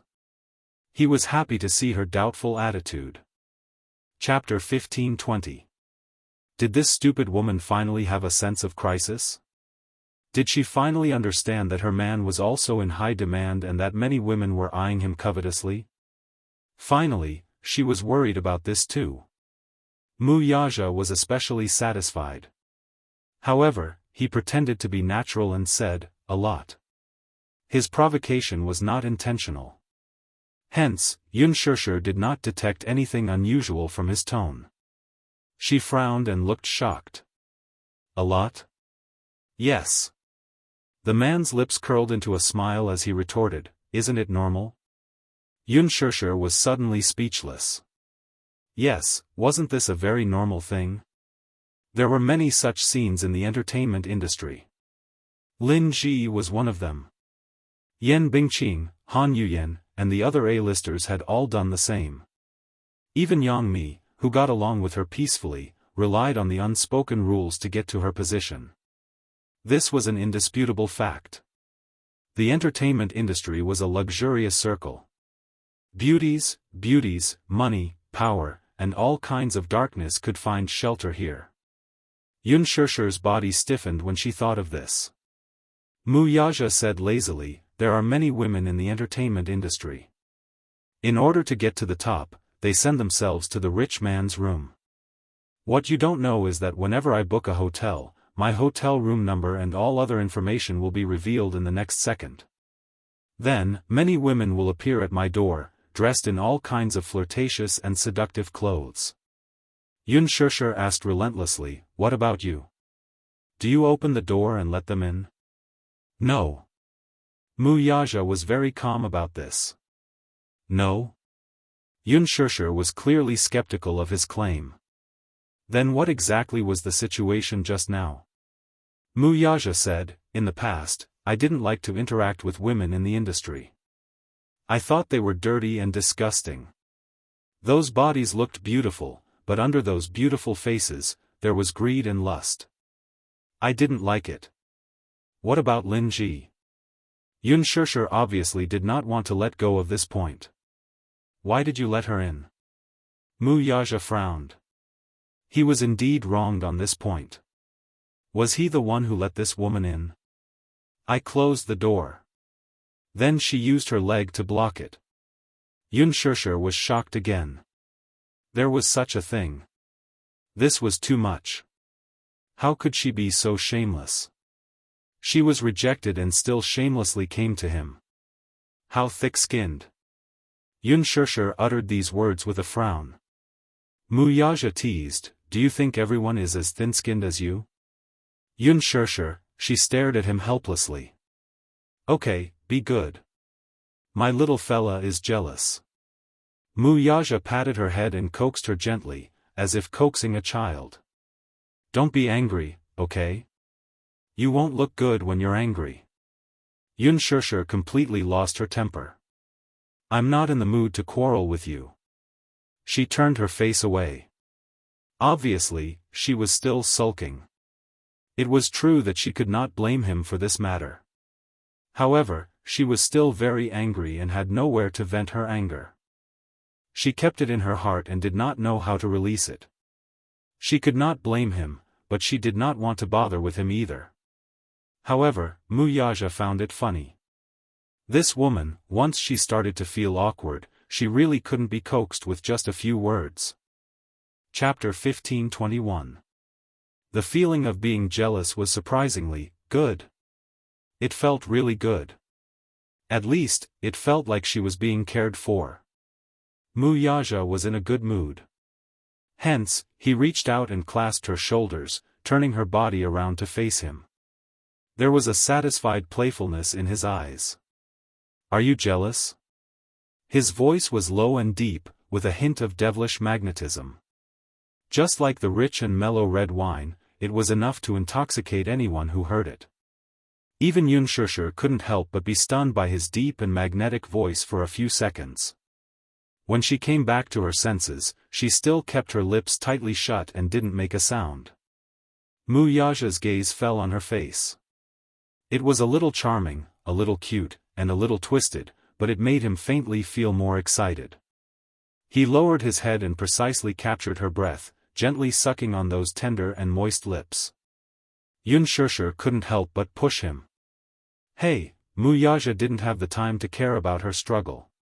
She exerted more strength in her hand and pushed him away a little. "I'm still angry." In other words, she wasn't in the mood to do these things at the moment. "Why?" He frowned slightly, feeling slightly displeased by her rejection. He didn't like her rejection. However, he could tell that she was still conflicted. Yunshirsher looked up and stared at him seriously. "I don't want this to happen again." She didn't want to see any woman clinging onto him and not letting him go. She didn't even want to see such a ridiculous thing happening in a hotel. She didn't like it and didn't want to see it again. She would feel disgusted, and at the same time, she would feel repulsed for a long time. Repulsed because she was extremely insecure.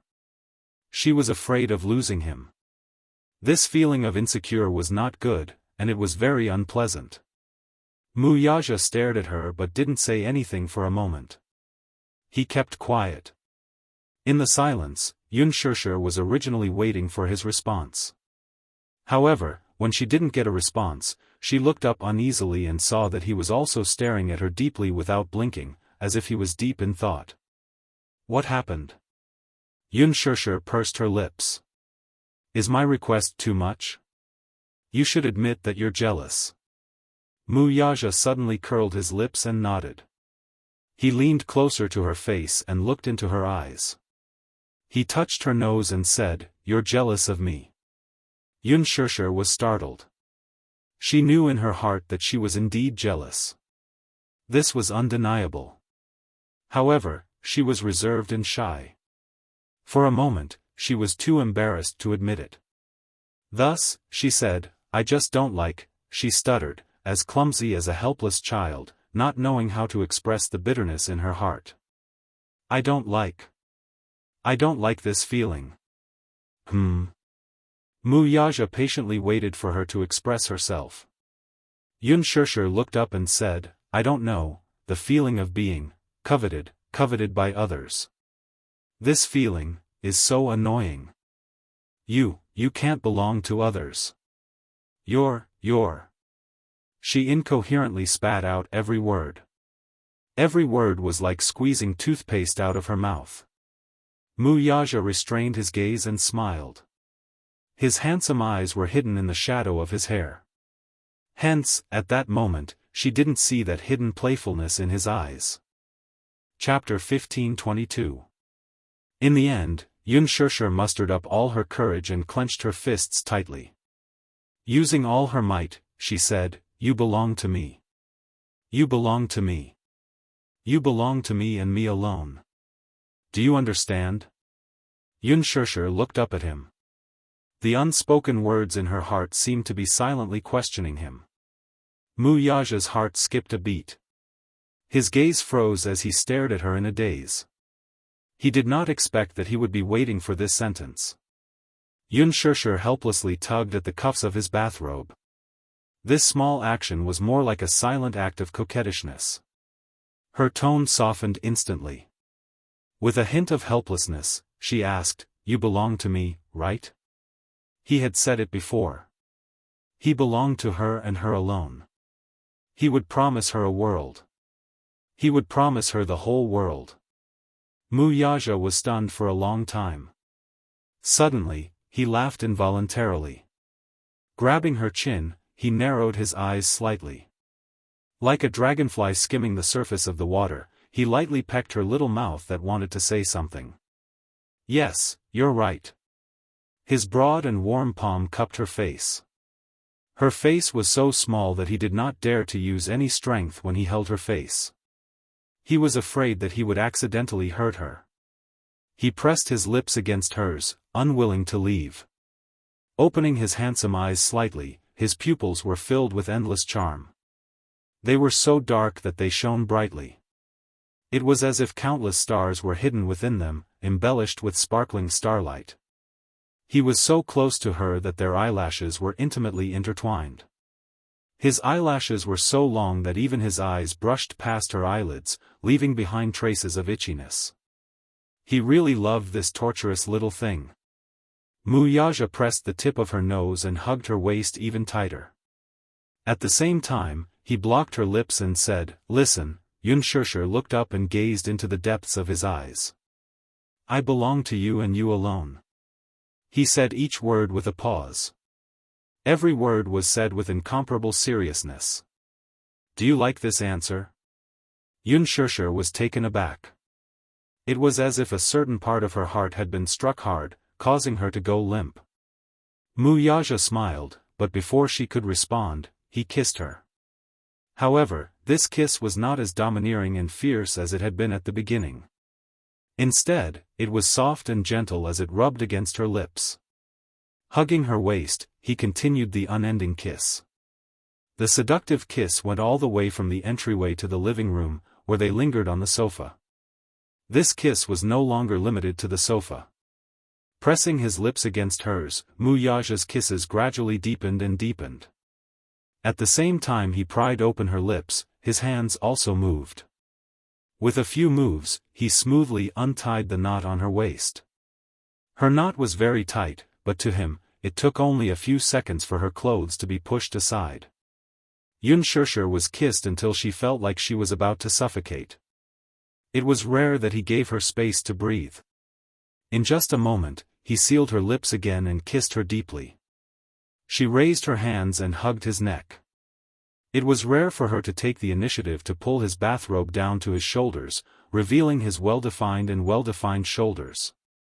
Wuxia could not help but tease her, "Little one, in such a hurry?" After he said that, Xianxia was extremely embarrassed.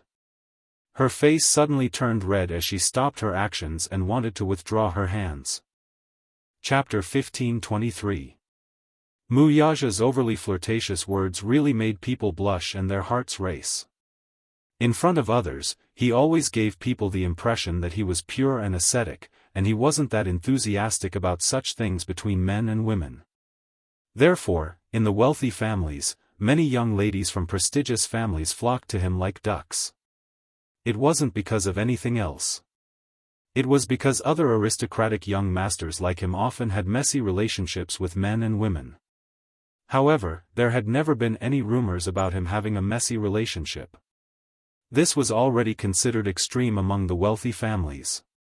But in reality, there wasn't a man who wasn't passionate about such things in bed, and there wasn't a man who really said that he was pure and ascetic. This matter also depended on the partner. In other words, even if Lin Ji tried her best to strip off all her clothes and stood in front of him flirtatiously, he might not even bat an eyelid.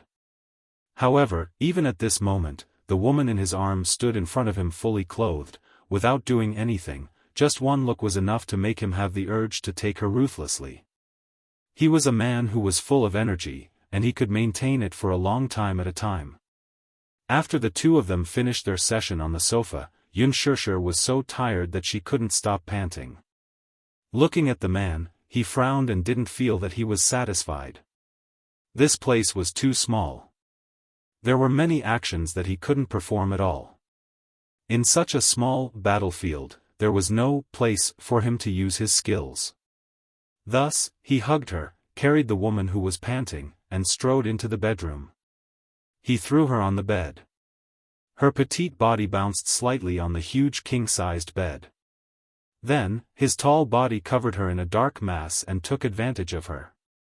Almost coherently, he merged with her again and continued what he hadn't been able to enjoy just now. At this moment, he was worn down by her to the point that he didn't have any rationality at all. This little thing, damn it, was so beautiful. He was especially greedy for the warmth in her body, and he couldn't bear to come out again. Accompanied by her intermittent moans, it made his blood boil even more. No matter what, he didn't know how to be satisfied. He couldn't wait to give it to her like this. "I can't. No, I can't." Xianxia gripped the bedsheet tightly and almost cried. She begged, "Wuxia, I'm dying." Her absurd pleas for mercy almost caused a certain man who had been cultivating to break his cultivation when he heard her words. He held back his laughter, leaned over, and seductively bit her ear, but said in an incomparably domineering manner, "I won't let you die. You." Xianxia didn't even have the strength to glare at him. Ridiculous. It was too absurd. It was not until the wee hours of the morning when she begged him in every possible way that he was willing to give up. The absurdity that she had suppressed for so long was finally released. She couldn't bear to let it end just like that. Xianxia was tormented by him to the point that her bones were about to fall apart. She begged for mercy again and again, but it was useless. This man who seemed to have inexhaustible energy did not listen to her at all. Even when she was exhausted, he still used those shy postures